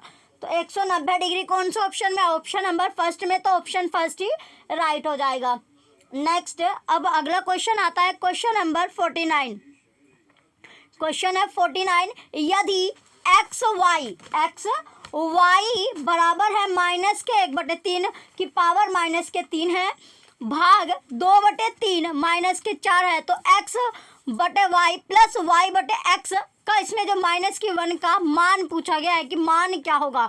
चलिए अब इस क्वेश्चन को अगर हम सोल्व करते हैं तो यहाँ पर ये आपको दिया गया x/y, क्या दिया गया x/y, तो इसका जब हम रेसिप्रोकल कर लेंगे, इसको क्या कर देंगे पलट देंगे, तो जब हमने इसे पलटा तो ये हो जाएगा -3, कितने हो गए, ये हो गया -3/3 आपका हो जाएगा, माइनस से माइनस जो है आपका कट गया, ये माइनस से माइनस कट गया, ये हो गया माइनस के आगे यहाँ पर। इसके बाद यानी जब हमने इसका रेसिप्रोकल किया, इसका इसे पलट दिया, अब आता है आगे आपको दिया गया इसका भी हमें रेसिप्रोकल करना है, यानी जो ये हो जाएगा आपका भाग में 3/2, पावर क्या होगी प्लस में आपकी हो जाएगी 4 हो गया। इसके बाद आगे आपको दिया गया, आगे जब हम इसे सोल्व करते हैं तो ये आएगा आपका कि -3 यानी 3 की पावर 3 है तो 3 बार इसके मल्टीप्लाई करने, -3 हो गया गुना -3, इनटू इसी तरह जब हम इसे मल्टीप्लाई, ये मल्टीप्लाई आपका हो जाएगा और इसका रेसिप्रोकल कर देंगे तो ये हो जाएगा, उल्टा कर दिया तो 2/3। तो 2/3 की जो मल्टीप्लाई करनी है वो 4 बार, यानी पावर कितने हैं 4, तो 4 बार इसकी मल्टीप्लाई हमें करनी है 2/3। 2/3 गुना 2/3, ये आपके 4 बार हमने इसकी मल्टीप्लाई कर दी। अब यहाँ पर ये जो 3 है, ये 3 आपके कट जाएंगे, कैंसिल हो गए। अब यहाँ पर बचा ये आपका है माइनस में, ये आपका क्या चल रहा है माइनस में आपका चल रहा है। तो यहाँ पर हो जाएगा x/y की जो वैल्यू है वो आएगी 2 दूनी 4, 4 दूनी 8, 8 दूनी 16, किसमें माइनस के 16/3 आपका आएगा। अब पूछा क्या है हमसे कि x/y प्लस y/x की जो पावर है वो -1 आपको दी गई है, इसका मान पूछा गया, इसकी वैल्यू आपसे पूछी गई है। तो x/y की जो वैल्यू है, चलिए अब इसको अगर हम आगे सोल्व करते हैं, ये आपका हो जाएगा, ये पूछा गया है कि x/y, ये हमारा है x/y प्लस y/x की पावर जो है वो -1 आपकी है। जब इसे हम आगे सोल्व करेंगे तो ये हमारा वैल्यू क्या आई थी, -16/3 आपकी थी, ये माइनस के आपके हो जाएगी। अब हम 16/3 का जब रेसिप्रोकल करेंगे, इसका उल्टा कर देंगे तो ये कितना 3/16 आपका हो जाएगा, इसकी पावर है -1। तो यहाँ पर इसे सोल्व करने के बाद आएगा -200, एलसीएम कितना है, एलसीएम जो आएगा इसमें 48 आएगा और -256 -9 आपका पावर जो है वो -1 आपकी चलती रहेगी। अब आएगा आगे, जब इसे 256 में से हम 9 को माइनस कर देंगे, ये आपका ये जुड़ जाएगा, यानी 256 माइनस क्या है तो माइनस जब ये प्लस हो जाएंगे तो ये हो जाएगा 265, कितने -265/48 हो जाएगा, पावर जो है वो -1 आपकी है। तो अब इसे क्या कर देंगे, पलट देंगे, यानी इसको रेसिप्रोकल अगर हम कर देंगे तो ये आ जाएगा -48/265, यानी यहाँ पर ये आपका हो जाएगा, यहाँ पर आपका है कि माइनस में ये क्या चल रहा है आपका, माइनस में चल रहा है, तो माइनस में 48/265 आपका आएगा। तो कौन सा ऑप्शन में आपको दिया गया है, -48/265, ये है ऑप्शन नंबर फर्स्ट में, और ऑप्शन फर्स्ट यहाँ पर राइट हो जाएगा। अब आता है नेक्स्ट क्वेश्चन, इसके बाद है क्वेश्चन नंबर 50। क्वेश्चन नंबर 50 में पूछा गया है, यदि a के बराबर दिया गया है माइनस के 2x², माइनस के क्या है 2x² यहाँ पर दिया गया है, प्लस के 12x है, प्लस के क्या दिया गया है 12x आपका दिया गया है, b दिया गया है, b की वैल्यू दी गई है, c हो गया, d हो गया। तो ABCD में x² और x के गुणांकों का योग इसमें पूछा गया है, x के जो गुणांक है उनका योग यहाँ पर आपसे पूछा गया है, तो उनका जो योग होगा वो क्या होगा।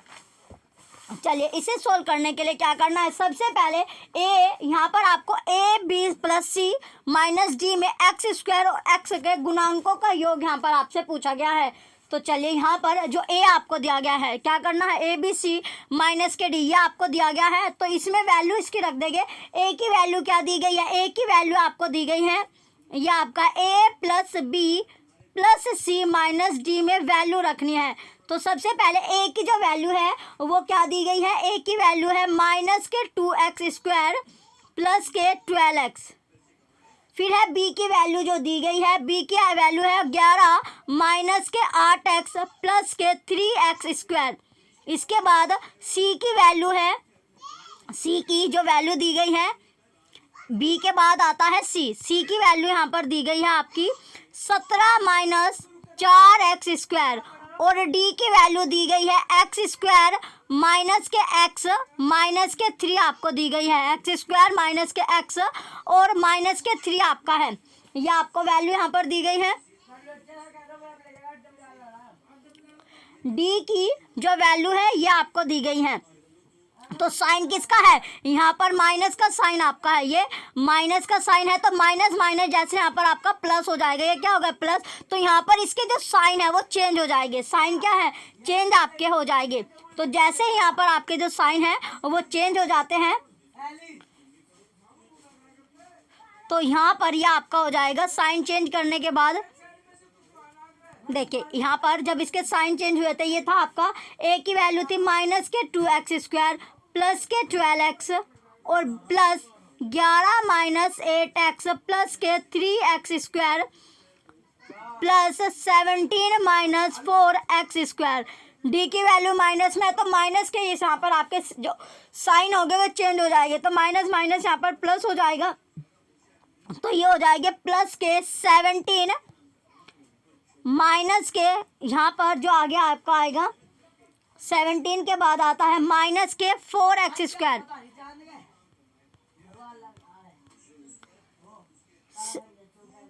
17 माइनस 4x स्क्वायर, फिर है माइनस के x स्क्वायर प्लस के x प्लस के 3 आपका ये साइन चेंज हो गया। तो अब इसे हम क्या करेंगे, जो एक्स एक्स वाले हैं उसको एक जगह लिख लेंगे। तो एक्स एक्स वाले को जब हम एक जगह लिखेंगे तो ये था आपका माइनस के 2x स्क्वायर, ये था माइनस के 2x स्क्वायर, फिर माइनस के 2x स्क्वायर हो गया, ये आपका माइनस के है, फिर माइनस के x स्क्वायर है, माइनस के x स्क्वायर हो गया, माइनस के 4x स्क्वायर है, माइनस के ये आपके 4x स्क्वायर है, और प्लस के है आपके 3x स्क्वायर, प्लस के क्या है 3x स्क्वायर आपको दिया गया है। यह आपका हो गया आगे, यह आपका हो गया, फिर है प्लस में ये आपका आगे। अब हम एक्स एक्स वालों को एक जगह लिखेंगे, तो एक्स एक्स वालों को एक जगह लिखेंगे तो ये हो जाएगा प्लस में 12x, प्लस में हो गया 12x, फिर प्लस में 12x आपका है, प्लस में x आपका है, x आपका हो जाएगा प्लस में है x। इसके बाद आपका आता है आगे कि माइनस में जो आपका x है, माइनस में 8x आपका है, यह आपका हो जाएगा। तो माइनस में क्या है 8x आपको दिया गया है। आगे जब इसे करेंगे हम प्लस में आ जाएगा 11, फिर प्लस में 17 आपका है, और प्लस में ही आपका 3 है, प्लस में ही आपका 3 दिया गया है। तो यहाँ पे जब माइनस के 2x है, माइनस के 2x है, ये 2 और 1 3 है, 3 और 4 7x आपका, यानी माइनस के हो जाएंगे 7x स्क्वायर, प्लस के है 3x स्क्वायर, प्लस में 12 और 1 13, 13x आपके हो जाएंगे। देन माइनस में 8x आपका आएगा, प्लस में हो जाएगा, प्लस में आता है 31, कितना 31 आपका आ जाएगा। तो अब माइनस ये माइनस के 7x में से जब हमने प्लस के 3x को घटा देंगे तो कितना आएगा, माइनस के 4x स्क्वायर हमारा बचेगा।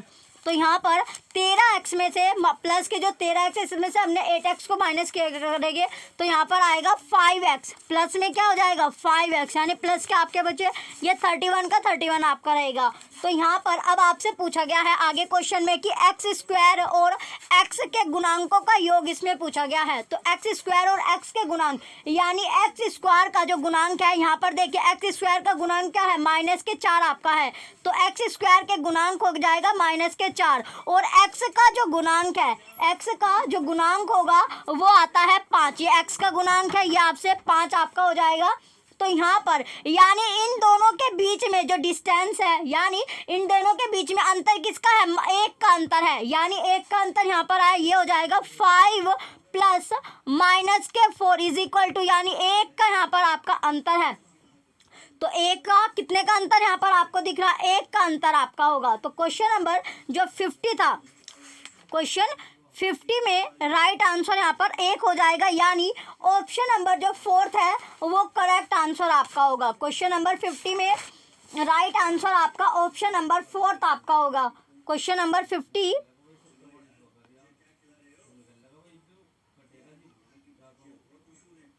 क्वेश्चन 50 का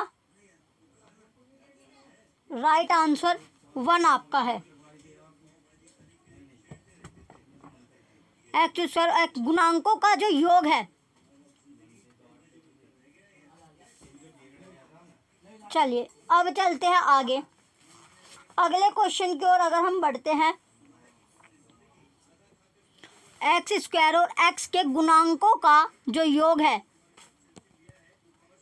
4th आपका बिल्कुल सही है, ऑप्शन 4th यहाँ पर राइट होगा। नेक्स्ट क्वेश्चन आता है क्वेश्चन नंबर 51 कि एक student listed the following properties of rational number which one is are correct. तो यहाँ पर कौन सा करेक्ट है कि एक विद्यार्थी ने परिमेय संख्याओं के निम्नलिखित गुणधर्मों की सूची बनाई है, जिनमें से कौन सा सही है। तो कौन सा यहाँ पर सही होगा ये आपको बताना है।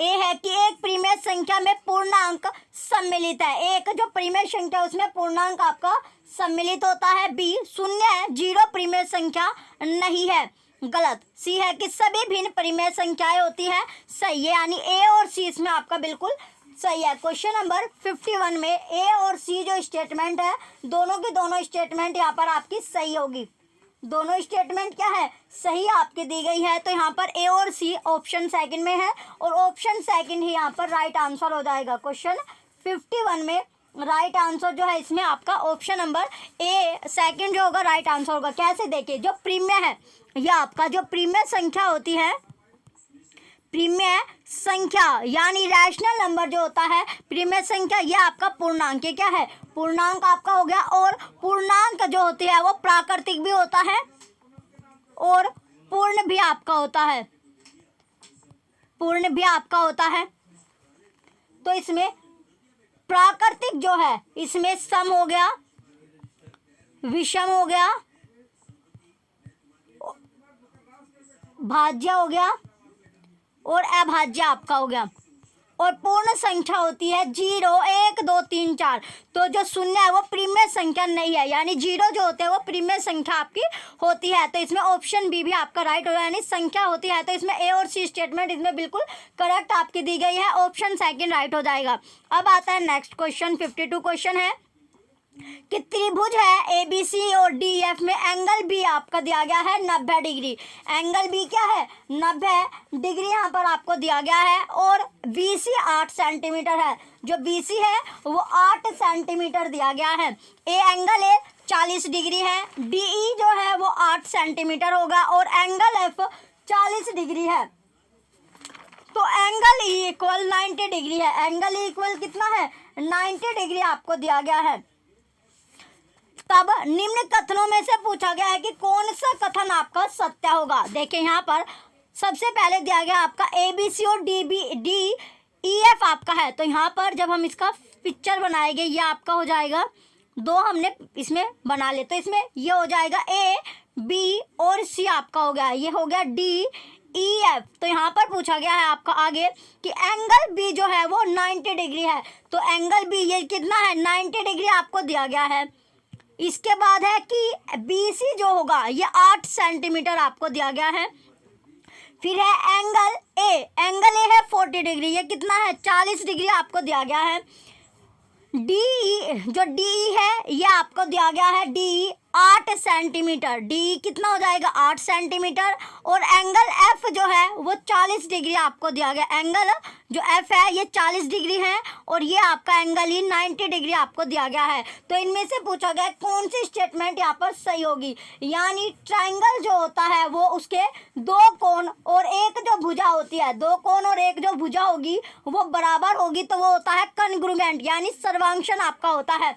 तो इसमें जो ये आपको दिया गया कि ए बी सी जो है ए बी और सी और जो आपका एफ ई डी है ये समरूप आपके हैं, किसके द्वारा, एंगल साइड के द्वारा।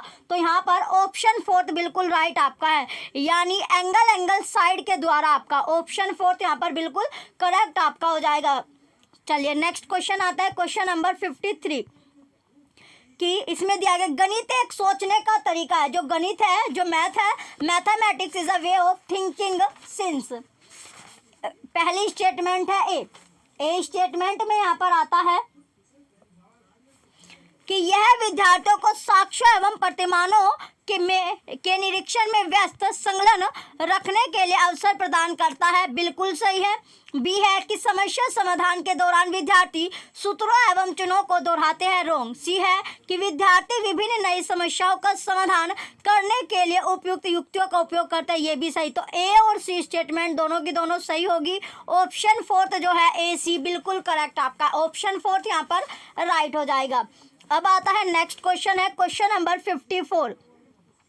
3 संख्याएं आपको दी गई है, 3 संख्याएं हैं 2:3:4 के अनुपात में है और उनके घनों का जो योग है, उनका जो घन है उनका योग दिया गया है 33,957। इन तीनों संख्याओं का योग आपसे पूछा गया है कि जो तीनों संख्याएं हैं उनका जो योग होगा वो कितना आपका होगा। तो उनका योग आपसे पूछा गया, उनका योग कितना होगा। तो यहाँ पर ये आपको दिया गया, यानी 2:3:4 आपको दिया गया, उनका योग यहाँ पर पूछा गया है। तो यहाँ पर हमने मान लिया ये हो जाएगा तीनों संख्या 2, ये आपको दिया गया है तो ये हमने मान ली 2x हो गई, एक हमने 2x मान ली, दूसरी हमने 3x मान ली और तीसरी जो है वो 4x हमने मान ली। तो यहाँ पर हमने मान ली। तो अब है कि उसके घनों का योग, किसका जो घन है यानी क्यूब इसमें है, तो इसमें ये हो जाएगा 2x की क्यूब, ये हो गया 2x की क्यूब प्लस 3x की क्यूब प्लस 4x की क्यूब। तो ये हो जाएगा 33,957। तो ये हो जाएगा 8x की क्यूब प्लस में 27x की क्यूब, यानी 3 × 9 = 27 प्लस में हो जाएगा 4 × 16 16 × 64 64x की स्क्वायर क्यूब आपका हो गया, इक्वल हो जाएगा 33,957। तो ये हो जाएगा, जोड़े इन्हें तीनों को अगर हम जोड़ते हैं ये हो जाएगा 99x की क्यूब इक्वल 33,957। तो यहाँ पर x की क्यूब अगर ये हो जाएगा, यानी 33,957 को जब हम भाग दे देंगे यानी 99 से ये आ जाएगा आपका 343। कितना है 343। तो x के बराबर हो जाएगा 7, यानी ये 7 का, यानी ये होता है 7 की क्यूब जो है वो 343 आपका होता है। और हमसे क्वेश्चन में पूछा गया है, क्या गया है क्वेश्चन जो है इसमें पूछा गया है कि 2:3 के उनके घनों का, इन तीनों संख्याओं का योग पूछा गया है कि जो तीन संख्या इनका योग क्या होगा। तो x की जो वैल्यू है वो हमारे पास आ गई। तो अब इसमें हम x की वैल्यू रख देंगे। तो इसमें 2 की मल्टीप्लाई जब हम 7 में करेंगे तो 7 ये आपका, तो तीनों का जो योग है तो तीनों का यहाँ पर योग, यानी 3 दूनी 3 और 2 5 और 5 और 4 आपका 9। तो कितना आ जाएगा, ये आपका आ गया। जब जोड़ा इनको तीनों का योग किया तो तीनों का योग करने के लिए हो जाएगा 9x। कितना आया 9x। तो अब x की वैल्यू आई हमारे पास 7। तो 9 7 49, 9 7 63 आपका हो जाए है। तो 63 जो होगा इसका आंसर आएगा, यानी 9 की जो x की वैल्यू हमारे पास 7 आई थी उसकी तीनों का योग करने के बाद x की वैल्यू रखने के बाद मल्टीप्लाई करने के बाद जो हमारा आंसर आया वो आता है 63। और 63 जो है ऑप्शन 3 में आपको दिया गया। ऑप्शन 3 यहाँ पर राइट हो जाएगा। ऑप्शन 3 जो है करेक्ट आंसर आपका है। अब आता है नेक्स्ट क्वेश्चन। अगला जो क्वेश्चन होगा क्वेश्चन नंबर 55। नेक्स्ट क्वेश्चन क्या आता है, क्वेश्चन नंबर 55 है। 55 क्वेश्चन आपका है कि इसमें 3 क्रमागत पूर्णांक इस प्रकार है कि जब उन्हें बढ़ते हुए क्रम में लिया जाता है और क्रम से 3 5 तथा 2 से गुना करके जोड़ा जाता है तो योगफल 99 प्राप्त होता है। आरंभिक पहले तथा तीसरे पूर्णांकों का योग क्या होगा। तो योग इसमें पूछा गया है कि जो योग है वो क्या होगा। देखिए यहाँ पर क्या करना है आपको, सबसे पहले x, तो 3 बढ़ते हुए क्रम में हमें लेना है। एक हमने x ले ली, दूसरी हमने x + 1 ले ली और तीसरी हमने ले ली x + 2।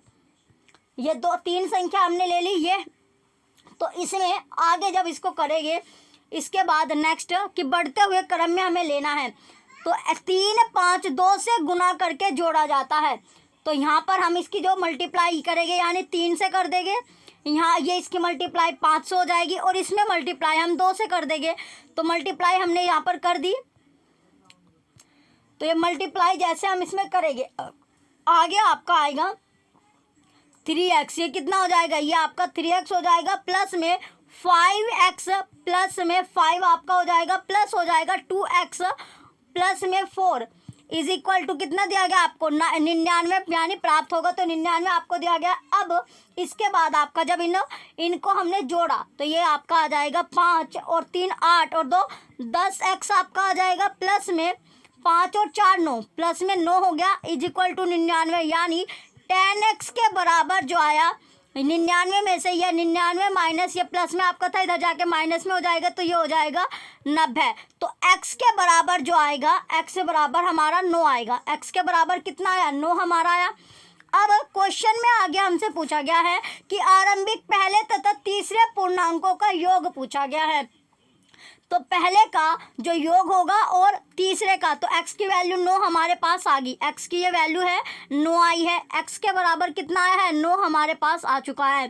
तो इसमें पूछा गया आरंभिक पहले तथा तीसरे पूर्णांकों का योग। तो जैसे यहाँ पर x प्लस 2 आपका है, तो x प्लस 2, तो x की वैल्यू क्या है? 9 हमारे पास है, प्लस के 2, तो कितना हो जाएगा? 11 आपका हो जाएगा।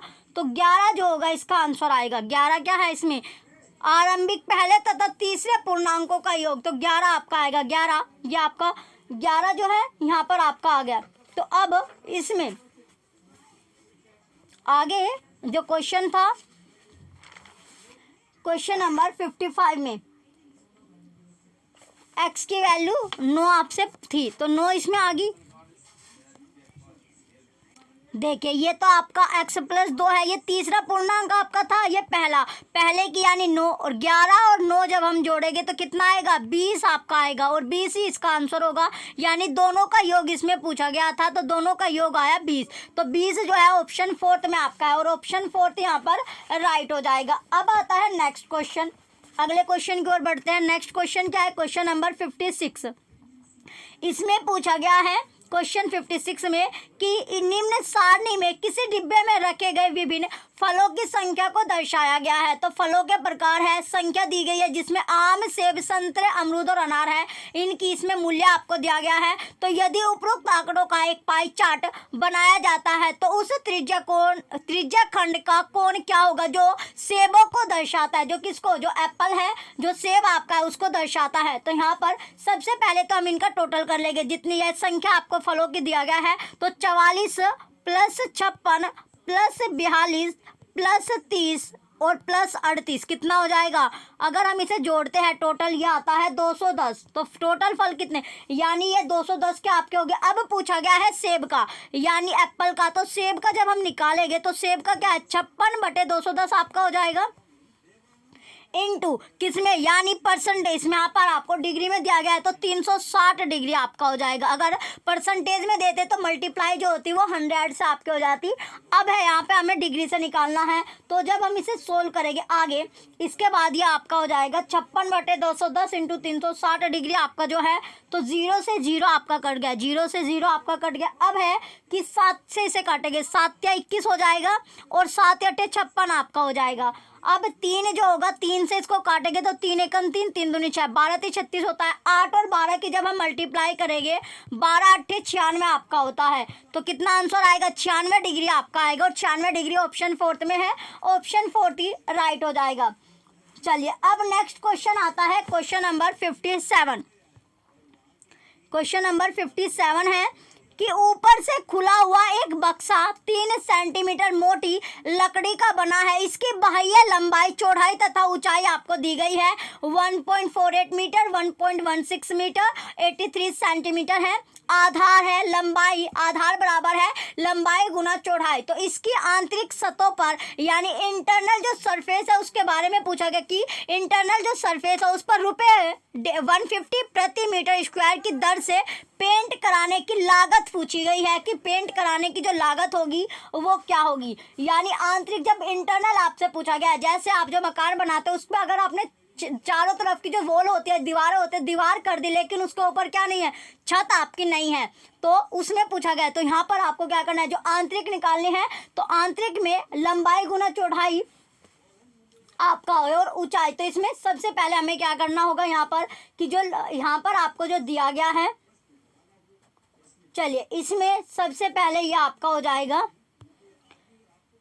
यहाँ पर है आपका, ये हो जाएगा L, B और H, यानी लेंथ, ब्रेथ और हाइट आपका है। तो लेंथ जो है वो कितनी दी गई है? जो लंबाई है वो यहाँ पर है आपकी 1 इसे सबको पहले हमने मीटर में आपका है, इसे जब आपका मीटर में है, इसको जब हमने चेंज कर लिया मीटर को सेंटीमीटर में अगर हम चेंज कर लेंगे तो ये हो जाएगा 148, ये आपका 116 है। तो इसे जब हमने, यह हो जाएगा आपका 148 में से, तो इसमें जो आंतरिक यानी दर से पेंट 3 सेंटीमीटर मोटी लकड़ी का आपका बना है, तो इसमें जब ये इसे माइनस करेंगे तो 148 में से 6 को हमने माइनस कर दिया, तो ये हो जाएगा 142 आपका, ये आपका आया 142, ये 142 आपका हो जाएगा, यानी लंबाई जो ये 142 हो जाएगी। इसी तरह जो आपका ब्रेथ थी वो है 116 में से 6 माइनस कर देंगे तो कितना आ जाएगा, 116 में से 6 माइनस करेंगे 110 आपका हो जाएगा, ब्रेथ आई 110। इसके बाद हमें दी गई है जो है आपकी ऊंचाई, तो ऊंचाई जो है वो है 83, तो इसमें से माइनस जो होगा 3 आपका होगा, ये हो जाएगा 80। यानी जो सरफेस यानी ऊपर की जो छत है वो तो खुला हुआ है, लेकिन नीचे जो फर्श पे पेंट करना है यानी फर्श पे भी पेंट करना है, तो फर्श यानी 3 इसमें हम लेंगे, यानी आधा हो जाएगा, तो ये हो जाएगा हाइट जो आई 80। तो इसमें आगे इसका करते हैं नेक्स्ट, अगली तरफ जो, अब हमें दोनों पता, तीनों चीज इसमें पता चल गई। अब है फर्श का जो क्षेत्रफल है, फर्श का क्षेत्रफल, तो ये इसका जो फॉर्मूला लगेगा ये लगता है 2L + BH + LB। तो यहाँ पर 2 लेंथ कितनी थी 142 थी, ब्रेथ कितनी आई थी 110, और जो हाइट थी इसमें जो हाइट थी वो 80 थी, प्लस में लेंथ ब्रेथ यानी 142 इंटू 110, ये आपकी लेंथ ब्रेथ थी। तो अब इसे अगर हम आगे सोल्व करते हैं तो ये आपका आएगा 2, ये इन दोनों को जोड़ने के बाद आता है 252 मल्टीप्लाई 80 प्लस में 142 इंटू 110 आपका है, तो 110 है। जब इन दोनों की मल्टीप्लाई अगर हम करते हैं तो ये आता है 15,620। इसके बाद जब 2 की मल्टीप्लाई 252 से करते हैं तो 504 आएगा गुना 80 प्लस में 15,620 आपका हो जाएगा। फिर 504 की जब मल्टीप्लाई हम 80 से करते हैं ये आता है 40,320 प्लस में 15,620। तो इसमें ये आ गया आपका, यानी से दोनों को जोड़ने के बाद आता है हमारा, दोनों को जोड़ने के बाद जो आया ये आता है 55,940, ये आया हमारा सेंटीमीटर क्यूब में, और पूछा किस में गया है मीटर स्क्वायर में, यहाँ पर जो ये आया। तो अब पूछा गया है मीटर स्क्वायर में, सेंटीमीटर स्क्वायर में, मीटर स्क्वायर में यहाँ पर पूछा गया है। तो अब हमें क्या करना है 5 पॉइंट ये आपका आएगा, यानी इसे जब मीटर स्क्वायर में हम चेंज कर देंगे तो मीटर में जब इसे चेंज करेंगे, क्योंकि मीटर स्क्वायर की दर से पेंट करने की लागत पूछी गई है क्वेश्चन 57 में। तो यहाँ पर अब इसे मीटर में अगर हम चेंज करते हैं मीटर स्क्वायर में तो ये आता है, इसमें मीटर क्यूब में जब ये हो जाएगा 5.5940 मीटर क्यूब। तो अब इसमें क्या करना है, यानी 150 रुपये प्रति मीटर स्क्वायर की दर से इसको पेंट करने की लागत। तो इसमें इसकी मल्टीप्लाई अब हम कर देंगे, 150 आपको दिया गया है तो 5.5940 की मल्टीप्लाई जब 150 से करेंगे तो कितना आंसर आएगा, हमारा आंसर आएगा यानी कितने रुपए हो जाएंगे, इसमें आएगा आपका जो रुपए हो गए 839.1 कौन सा ऑप्शन में है, ऑप्शन नंबर 3 में आपका है। तो ऑप्शन 3 यहाँ पर राइट हो जाएगा 839.10 रुपये, ऑप्शन 3 राइट हो जाएगा।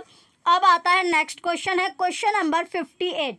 नेक्स्ट अगला जो क्वेश्चन है क्वेश्चन नंबर 58 आपका है।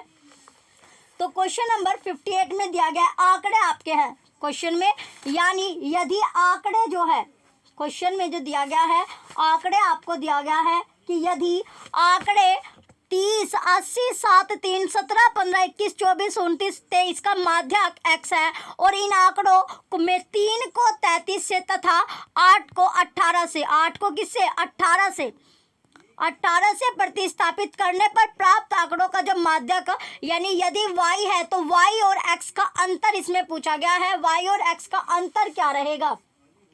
तो सबसे पहले तो इनसे हम क्या करेंगे, यानी इसको एक बार जो है इन दोनों के इसमें जो है इसे लिखेंगे, यानी इसमें दोबारा से इसे असेंडिंग ऑर्डर में इसे लिखेंगे, यानी इसको अब हम लिखेंगे। तो सबसे पहले इसमें क्या है, सबसे पहले यहाँ पर हम छोटी संख्या देन बड़ी, तो इस तरह हम इसे लिखेंगे। तो सबसे पहले यहाँ पर सबसे छोटी संख्या क्या है 3 आपकी है, 3, 7, 8, 15, 17, 21, 23, 24, 29, और 30, यानी बढ़ते क्रम में हमने इसको लगा लिया। बढ़ता हुआ क्रम आपका हो गया। टोटल जो संख्या है ये 10 संख्या आपकी है।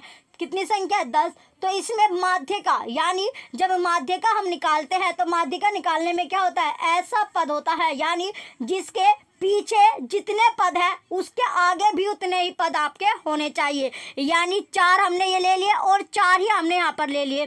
तो 17 और 21 के बीच में, 17 और दोनों के बीच में क्या आएगा? यानी दोनों के बीच। तो सबसे पहले इनको 17 और 21 को जब हम माध्यिका जो है, माध्यिका ये आपका x है, तो अब 17 प्लस 21, तो इन दोनों को जब जोड़ लेंगे 17 प्लस 21 कितना होता है? 38, और इसका आधा, 38 का आधा हो जाएगा 19।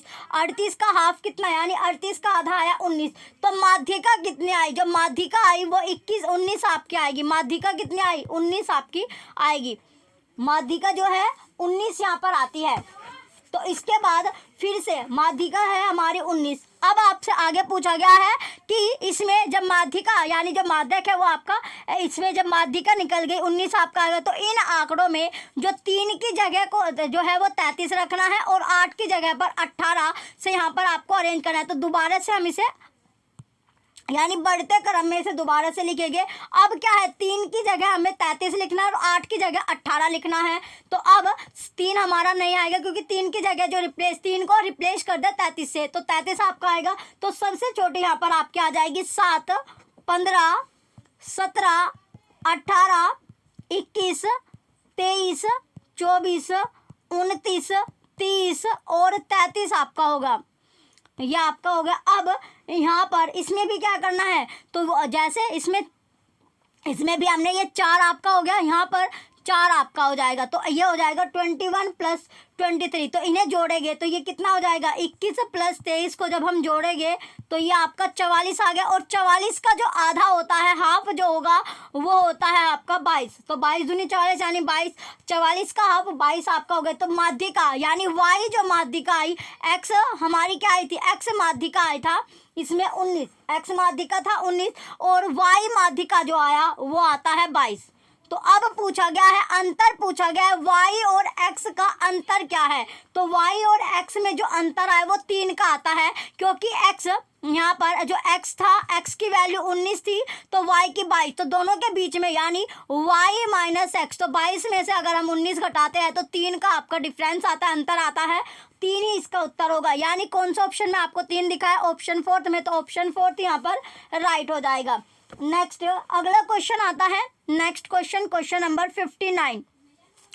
क्वेश्चन नंबर 59 आपका है। तो इसमें पूछा गया है क्वेश्चन में 59 में, कक्षा 6ठी की एक गणित की शिक्षिका ने अपने विद्यार्थियों के समक्ष निम्नलिखित प्रश्न रखा कि प्रातःकालीन सैर में 3 व्यक्ति एक साथ चलना प्रारंभ करते हैं। उनके कदमों की लंबाई क्रमशः 70 सेंटीमीटर, 85 सेंटीमीटर और 95 सेंटीमीटर है। तो इनमें से प्रत्येक न्यूनतम कितनी दूरी चले कि वे वही दूरी पूरे कदमों में तय कर सके? निम्नलिखित में से कौन सी अवधारणाएं दिए गए प्रश्न को हल करने के लिए आवश्यक होगी? पहला ऑप्शन है समानुपात की अवधारणा, रोंग। सेकंड ऑप्शन है लघुत्तम समापवर्तक मैशे की अवधारणा, रोंग। तो यहाँ पर क्या लैशा आपका निकलेगा एलसीएम। तो ऑप्शन 3 बिल्कुल करेक्ट है, लघुत्तम समापवर्तक यानी एलसीएम की जो लैशा है उसकी अवधारणा बिल्कुल करेक्ट हो जाएगा। ऑप्शन 3 यहाँ पर राइट हो जाएगा। नेक्स्ट क्वेश्चन आता है, क्वेश्चन नंबर 60 है कि विच among the following learning teaching LTRs are most appropriate was for usually challenged student in mathematical classroom? तो ऑप्शन फर्स्ट है, इसमें जियोग्राफा है, इसमें जियोजेब्रा है, टेलर का गिनतारा है, कंप्यूटर है और स्प्रेडशीट आपको दिया गया है। तो इसमें से कौन सी सही होगी? तो इसमें टेलर का गिनतारा आपका सही है और कंप्यूटर यानी बी और सी स्टेटमेंट सही है। ऑप्शन 4 यहाँ पर बिल्कुल करेक्ट हो जाएगा। क्वेश्चन नंबर 60 का राइट आंसर जो है ऑप्शन 4 आपका होगा। चलिए अब आता है नेक्स्ट आपका, इसके बाद चलिए, जो क्वेश्चन नंबर हमारा 33 था, जिसमें यदि 8 अंक संख्या जो है इसमें पूछा गया था तो जिससे विभाज्य है, तो निम्न में से पूछा गया था कौन सा कथन सत्य नहीं है, यानी कौन सी स्टेटमेंट है जो सही नहीं है। अगर हम x की जगह देखिए, ये क्वेश्चन है कि अगर हमने यहाँ पर x की जगह अगर 9 मान लिया और y की जगह अगर हम 5 लेते हैं तो ये आपका बिल्कुल सही होगा, डिविजिबल आपका नहीं होगा स्टेटमेंट, यानी यहाँ पर आपसे जो क्वेश्चन में पूछा गया सत्य नहीं है, तो यहाँ पर ऑप्शन 4 बिल्कुल करेक्ट आपका हो जाएगा। तो ऑप्शन 4 जो है x की वैल्यू अगर हम 9 लेते हैं और y की वैल्यू अगर 5 लेते हैं तो ऑप्शन 4 यहाँ पर राइट होगा। चलिए, ये आपका क्वेश्चन नंबर 33 था। पहले जो इसमें क्वेश्चन आपको करवाया था ये था आपका कि जो सत्य है, तो सत्य में आपको लिया गया था x की वैल्यू 3 थी यहाँ पर और y की वैल्यू 1 आपको ली गई थी। तो इसमें क्वेश्चन जो 33 का ऑप्शन 4 बिल्कुल करेक्ट होगा। चलिए, अब हमारा जो साइंस का सेक्शन है, साइंस के क्वेश्चन हम यहाँ पर देखेंगे। फर्स्ट क्वेश्चन आता है क्वेश्चन नंबर 61। मैथ के बाद जो साइंस का क्वेश्चन है क्वेश्चन नंबर 61, तो यहाँ पर क्वेश्चन में फर्स्ट क्वेश्चन आता है कि वे निम्नलिखित में से आपको बताना है कि कौन से पादप रोग व्याधि बीमारी जीवाणु द्वारा होते हैं। तो plant disease are caused by bacteria, जो किसके द्वारा, बैक्टीरिया यानी जीवाणु के द्वारा होते हैं।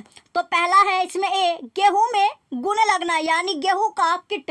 उसके बाद है सिट्रस टैंकर, भिंडी की पीत सिरा किरमिर। तो यहाँ पर कौन सा जो है बैक्टीरिया की वजह से लगता है, तो बैक्टीरिया की वजह से सिट्रस टैंकर ये आपका लगता है। तो ओनली बी स्टेटमेंट आपकी करेक्ट हो जाएगी। राइट आंसर ऑप्शन 3, यानी जो बैक्टीरिया लगता है, बैक्टीरिया की वजह से जो खराब होते हैं पौधे, वो सिट्रस टैंकर, ऑप्शन 3 आपका करेक्ट होगा। बी स्टेटमेंट बिल्कुल करेक्ट है। नेक्स्ट आता है 62 क्वेश्चन कि आइडेंटिफाई करेक्ट स्टेटमेंट, सही कथनों की आपको पहचान करनी है। पहले स्टेटमेंट आती है कि तथ्य एक अवलोकन है जिसे समयोपरि बारंबार सही पाया गया है। बी है कि नियम एक सिद्धांत है जिसे समयोपरि बारंबार सही पाया गया है। तो यहाँ पर 62 में ए और बी दोनों स्टेटमेंट आपकी सही है, तो ऑप्शन 3 यहाँ पर करेक्ट हो जाएगा। नेक्स्ट क्वेश्चन है 63। यहाँ पर आपको क्वेश्चन में 63 जो है इसमें मैच आपको करना है, मिलान करना है कॉलम ए का कॉलम बी के साथ। तो कॉलम ए का कॉलम बी के साथ अगर हम मिलान करते हैं तो जो गुलाब है, जो रोज हो जाएगा, ये है वेजिटेटिव प्रोपोगेशन, यानी गुलाब जो है कायिक प्रवर्धन आपका है, वेजिटेटिव प्रोपोगेशन होगा। और जो ईस्ट होता है, ईस्ट जो होता है वो बडिंग आपका है, ये आपको पढ़ाया भी था, यानी जो ईस्ट है खमीर वो मुकुलन है। इसके बाद आता है फंड्स जो होता है ये आपका हो जाएगा स्पोर फॉर्मेशन, यानी जो बीजाणु रचना है। और स्पाइग्रो ये आपका जो डी है ये हो जाएगा खंडन, ये आपका जो है फ्रेगमेंटेशन जो होता है, खंडन यानी फ्रेगमेंटेशन। तो इसका जो सीक्वेंस है ऑप्शन 2 बिल्कुल करेक्ट आपका दिया गया क्वेश्चन नंबर 63 में। नेक्स्ट आता है क्वेश्चन नंबर 64 है कि which of the following would be a most suitable strategy to introduce the topic deficiency disease at upper primary level. तो उच्च प्राथमिक स्तर पर अभावजन्य रोग विषय को प्रस्तुत करने की निम्नलिखित में से कौन सी सबसे उपयुक्त रणनीति होगी। तो कौन सी उपयुक्त रणनीति है, ऑप्शन फर्स्ट है कि सामान्य मानव संबंधी रोगों पर परिचर्चा करना, बिल्कुल सही है, ऑप्शन फर्स्ट राइट होगा। 64 का ऑप्शन फर्स्ट राइट है। नेक्स्ट आता है क्वेश्चन नंबर 65 कि उच्च प्राथमिक स्तर पर रासायनिक अभिक्रिया की अवधारणा से विद्यार्थियों को परिचित कराने के लिए निम्नलिखित में से कौन सी अति उपयुक्त रणनीति है। तो अति उपयुक्त जो रणनीति है वो क्या है, उन रासायनिक अभिक्रियाओं पर परिचर्चा करना जिनका विद्यार्थियों ने उनके जीवन में संभावित रूप से अवलोकन कर रखा है। क्या कर रखा है, अवलोकन। तो वो हो जाएगा ऑप्शन फर्स्ट राइट होगा। नेक्स्ट 66 क्वेश्चन है कि एक गेंद को हवा में ऊपर की ओर फेंका गया, वह अधिकतम ऊंचाई तक पहुंचने के तत्पश्चात फेंकने वाले के पास वापस आ गई। तो गेंद की ऊपरमुखी और अधोमुखी गति चाल के समय निम्नलिखित में से कौन सी राशियों का समान मान है। तो कौन सी राशियों का समान मान रहेगा, गुरुत्व का बल यानी ग्रेविटी का, फोर्स ऑफ ग्रेविटी। इसका राइट आंसर ऑप्शन 3 हो जाएगा। नेक्स्ट अगला क्वेश्चन है 67 क्वेश्चन है कि न्यूटन के गुरुत्वाकर्षण के सिद्धांत को एक उत्कृष्ट सिद्धांत मानने के पीछे निम्नलिखित में से कौन सा सर्वाधिक उपयुक्त कारण है। तो उपयुक्त कारण क्या होगा कि इस पर पूर्ण प्रयोग के पश्चात ही पहुंचा गया है, ऑप्शन 3 यहाँ पर बिल्कुल करेक्ट आपका हो जाएगा। चलिए नेक्स्ट क्वेश्चन आता है क्वेश्चन नंबर 68 यहाँ पर स्टेटमेंट आपको दी गई है क्वेश्चन 68 में कि निम्नलिखित लेख को आपको पढ़ना है। जब ऋणात्मक रूप से आवेशित छड़ या रोड को अनावेशित विद्युतदर्शी के निकट लाया जाता है तो तब क्या होता है। पहला है इसमें ए स्टेटमेंट आपकी है कि विद्युतदर्शी पत्तियां एक दूसरे से दूर जाएगी, ये बिल्कुल आपका यानी अवलोकन आपका हो गया। दोनों विद्युतदर्शी पत्तियां समान आवेश वर्जित करेगी। ऋणात्मक आवेशों को विद्युतदर्शी पर हस्तांतरित किया जाता है जिसके परिणाम इसकी पत्तियां एक दूसरे से और दूर चली जाती है। तो ये कथन ए और बी सी अनुमान है, रोंग। सेकंड ऑप्शन है ए अवलोकन है जबकि बी और सी अनुमान है, रोंग। सी स्टेटमेंट है। थर्ड ऑप्शन है कि ए और बी अवलोकन है और सी अनुमान है, बिल्कुल सही है। ऑप्शन थर्ड यहाँ पर राइट हो जाएगा। नेक्स्ट क्वेश्चन आता है 69 कि क्षैतिज अनुप्रस्थ मेज टेबल पर पड़े हुए एक डिब्बे बॉक्स का द्रव्यमान संगति 500 ग्राम है, उस पर लगने वाले बलों के संबंध में निम्नलिखित में से कौन सा कथन सही है। तो कौन सी स्टेटमेंट यहाँ पर आपकी सही होगी। ऑप्शन फर्स्ट, ऊपरमुखी दिशा में उस पर 5N का असंतुलित बल कार्य करता है, रोंग। सेकंड ऑप्शन, उस पर कोई बल कार्य नहीं करता, रोंग हो जाएगा। थर्ड ऑप्शन है कि अधोमुखी दिशा में उस पर 5N का असंतुलित बल कार्य करता है, रोंग। फोर्थ ऑप्शन है संतुलित बलों का एक युग्म या युगल उस पर कार्य करता है, राइट। ऑप्शन फोर्थ बिल्कुल करेक्ट होगा। चलिए नेक्स्ट अगला क्वेश्चन आता है क्वेश्चन नंबर 70। इसमें है कि निम्नलिखित में से कौन सा परिकल्पना करने के कौशल का निर्देशक नहीं है। तो कौन सा यहाँ पर निर्देशक आपका नहीं होगा। क्वेश्चन नंबर 70 यानी इंडिकेटिव ऑफ हाइपोथेसिसिंग स्किल। अब नेक्स्ट इसमें क्वेश्चन है 71 क्वेश्चन में पूछा गया था कि सीड डिस्पर्जल में भी से 70 क्वेश्चन में तो पर निर्देशक नहीं होगा। तो पहला ऑप्शन है कि किसी प्रयोग के लिए चरों की पहचान करना या खोजबीन तक ले जाने वाले प्रश्न बनाना। इसके बाद तीसरा है कि कुछ सिद्धांतों के विषय में अवलोकनों अथवा संबंधों को व्याख्या करने का प्रयास करना। चौथा है सूचना व्यक्त करने के लिए ज्ञानेंद्रियों का उपयोग करना, यानी इसमें जो परिकल्पना है जो सही नहीं है, यानी खोजबीन तक ले जाने वाले प्रश्न बनाना है, किसी प्रयोग के लिए चरों की पहचान करना, कुछ सिद्धांतों के विषय में अवलोकन अथवा संबंधों की व्याख्या करने का प्रयास करना। तो जो नहीं है तो ये ऑप्शन थर्ड आपका करेक्ट हो जाएगा। अब आता है नेक्स्ट क्वेश्चन 71 कि इसमें कहा जा सकता है। क्वेश्चन नंबर 71 में पूछा गया है, क्वेश्चन 71 क्या है कि कहा जा सकता है कि निम्नलिखित में से सभी में बीज प्रकीर्णन ने पादपों को लाभ पहुंचाया है, सहायता की है, सिवाय किसके, यानी सिवाय किसके। तो इसमें ऑप्शन फर्स्ट नई किस्में उत्पन्न करने के, रोंग। सेकंड ऑप्शन है अति संकुलता, रोंग। थर्ड ऑप्शन है सूर्य के प्रकाश जल एवं खनिजों के लिए प्रतिस्पर्धा टालने के, राइट। ऑप्शन थर्ड यहाँ पर करेक्ट हो जाएगा। नेक्स्ट आता है 72 क्वेश्चन है एक्स। क्वेश्चन में पूछा गया है कि एक्स एक यंत्र है जिसका प्रयोग कोनों के इर्द गिर्द देखने के लिए किया जाता है और यह वाई डैश के सिद्धांत पर आधारित है। एक्स और वाई क्रमशः है, तो एक्स और वाई क्या होंगे। तो एक्स और वाई जो है यहाँ पर परिदर्शा और परावर्तन है, यानी पेरिस्कोप और रिफ्लेक्शन है। ऑप्शन फोर्थ राइट हो जाएगा। नेक्स्ट क्वेश्चन आता है क्वेश्चन नंबर 73। यहाँ पर फिर से आपको मैच करना है, मिलान आपका आ गया। कॉलम ए और कॉलम बी का मैच करना है, मिलान आपको करना है। क्वेश्चन नंबर जो था आपका क्वेश्चन में 73 में मैच करना है, मिलान आपको करना है। तो चलिए सबसे पहले आता है बुझा चुना। जो बुझा चुना हो जाएगा, बुझा चुना आपका है कैल्शियम हाइड्रोक्साइड। सादा नमक जो होगा, सादा नमक आपका होता है सोडियम क्लोराइड। इसके बाद आता है चूना पत्थर। तो चूना जो पत्थर होगा यह है कैल्शियम कार्बोनेट। नेक्स्ट आता है कॉस्टिक सोडा। जो कास्टिक सोडा होता है यह आपका है सोडियम हाइड्रोक्साइड। फिर बिना बुझा चुना है कि calcium oxide. Last baking soda यानी खाने वाला जो सोडा होता है ये हो जाएगा सोडियम बाइकार्बोनेट। तो इसका सीक्वेंस ऑप्शन नंबर सेकंड बिल्कुल राइट आपका होगा। नेक्स्ट क्वेश्चन आता है अब आपका क्वेश्चन नंबर यहाँ पर जो राइट है क्वेश्चन नंबर जो 73 आपका था।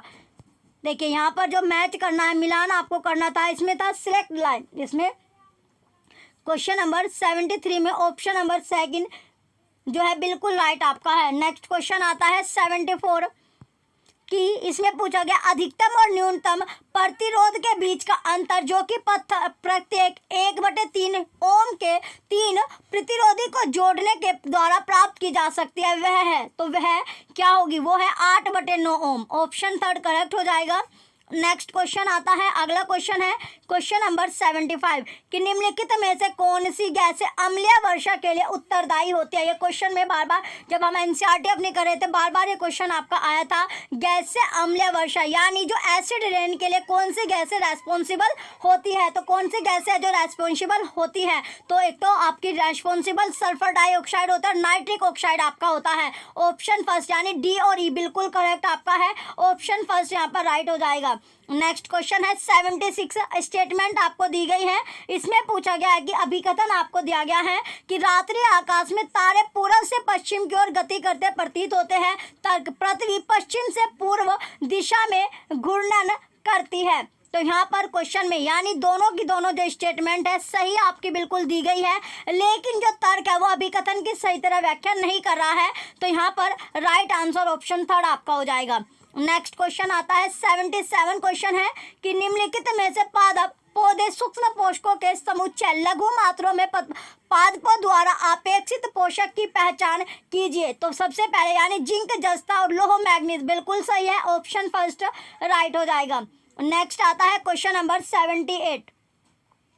78 क्वेश्चन में है कि निम्नलिखित अनुच्छेद को ध्यानपूर्वक पढ़िए तथा उस विकल्प का चयन कीजिए जो कि सही प्रकार से दिए गए क्रम में रिक्त स्थान को भरेगा। तो पहला है इसमें जो दिया गया अनुच्छेद ध्वनि कंपन के द्वारा उत्पन्न होती है। जो ध्वनि है, जो साउंड है, वो वाइब्रेशन के द्वारा आपकी उत्पन्न होती है और तथा भिन्न भिन्न वाद्य यंत्रों के विशिष्ट कंपमान भाग होते हैं।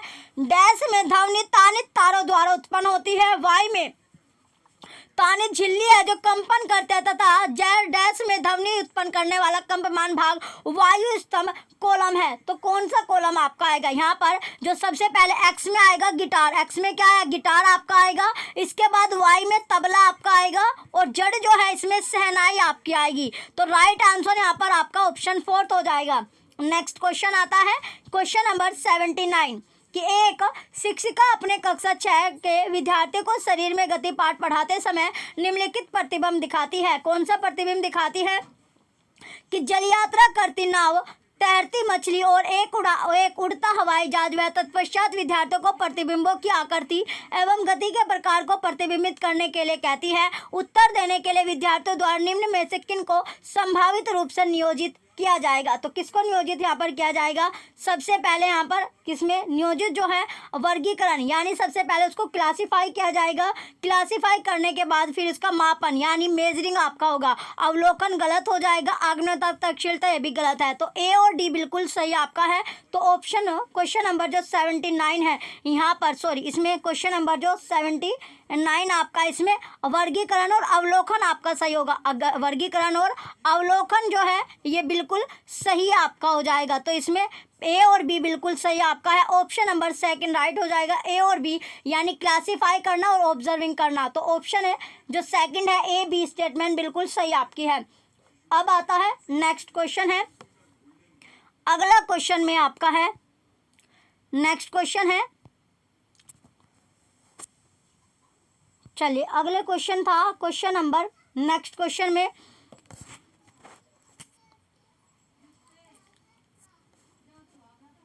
चलिए नेक्स्ट क्वेश्चन है 81 कि एक्स और वाई, जो एक्स और वाई गाढ़े काले द्रव है जिनका प्रयोग सड़कों को पक्का करने के लिए किया जाता है। एक्स पेट्रोलियम से व्युत्पन्न है तथा वाई कोयले से व्युत्पन्न है। निम्नलिखित में से कौन सा क्रम से एक्स और वाई हो सकता है। तो कौन सा एक्स और वाई यहाँ पर होगा, तो एक्स और वाई कौन सा है ये आपको बताना है। यहाँ पर बिटुमेन और कोलतार आपका है, ऑप्शन सेकंड करेक्ट है।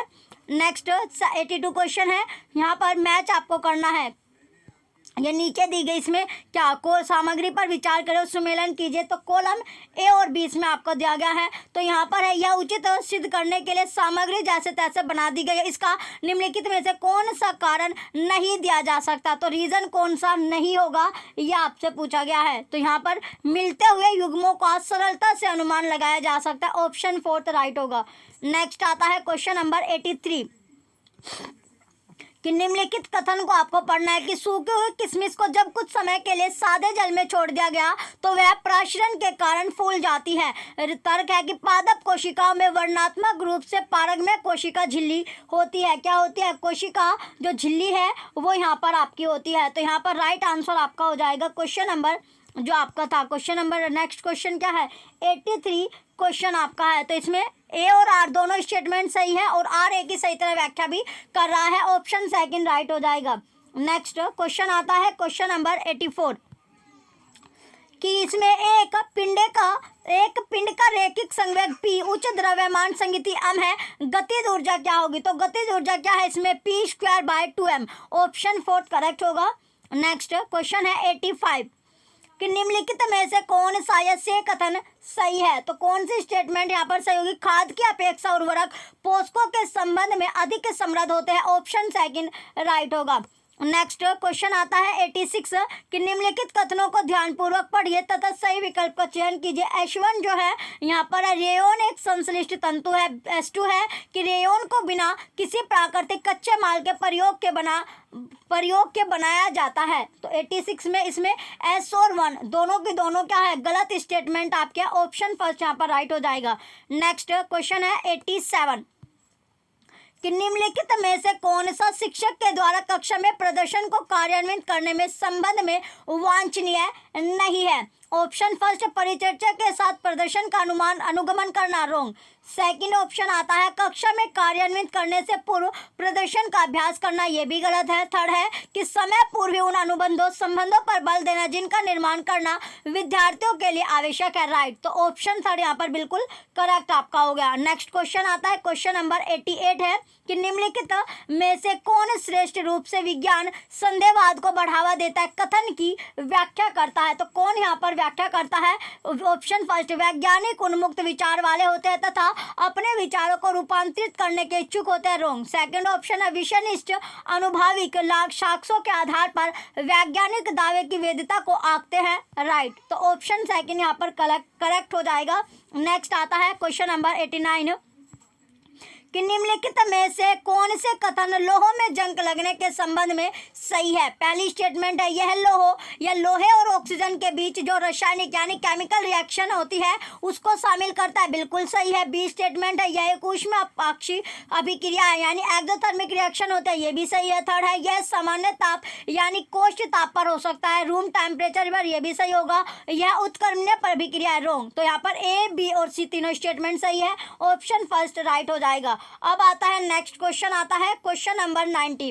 लास्ट क्वेश्चन जो आपका है क्वेश्चन 90, इसमें पूछा गया निम्नलिखित में से उन जंतुओं का समुच्चय पूछा गया है कि कौन सा है, वो ग्रुप आपका कौन सा होगा जो सभी बाह्य निषेचन को दर्शाते हैं यानी एक्सटर्नल फर्टिलाइजेशन को दर्शाते हैं। तो पहला ऑप्शन है मेंढक, मछली और स्टारफिश। तो मेंढक, मछली और स्टारफिश दोनों के दोनों क्या है? पानी में जो होते हैं अपने जो स्पर्म होता है वो छोड़ देते हैं यानी इसमें क्या होता है? बाह्य फर्टिलाइजेशन आपका होता है, एक्सटर्नल फर्टिलाइजेशन होता है तीनों के बीच। तो ये हमने पढ़ा भी था एक्सटर्नल फर्टिलाइजेशन जब हम एनसीईआरटी अपनी कवर कर रहे थे। तो इसमें राइट आंसर आपका ऑप्शन फर्स्ट ही है, मेंढक, मछली और स्टारफिश। ऑप्शन फर्स्ट जो होगा करेक्ट आंसर है क्वेश्चन नंबर 90 का। चलिए, ये आपका कितने क्वेश्चन आपके करेक्ट पाए ये कमेंट सेक्शन में कमेंट करके जरूर बताइएगा। Thank you.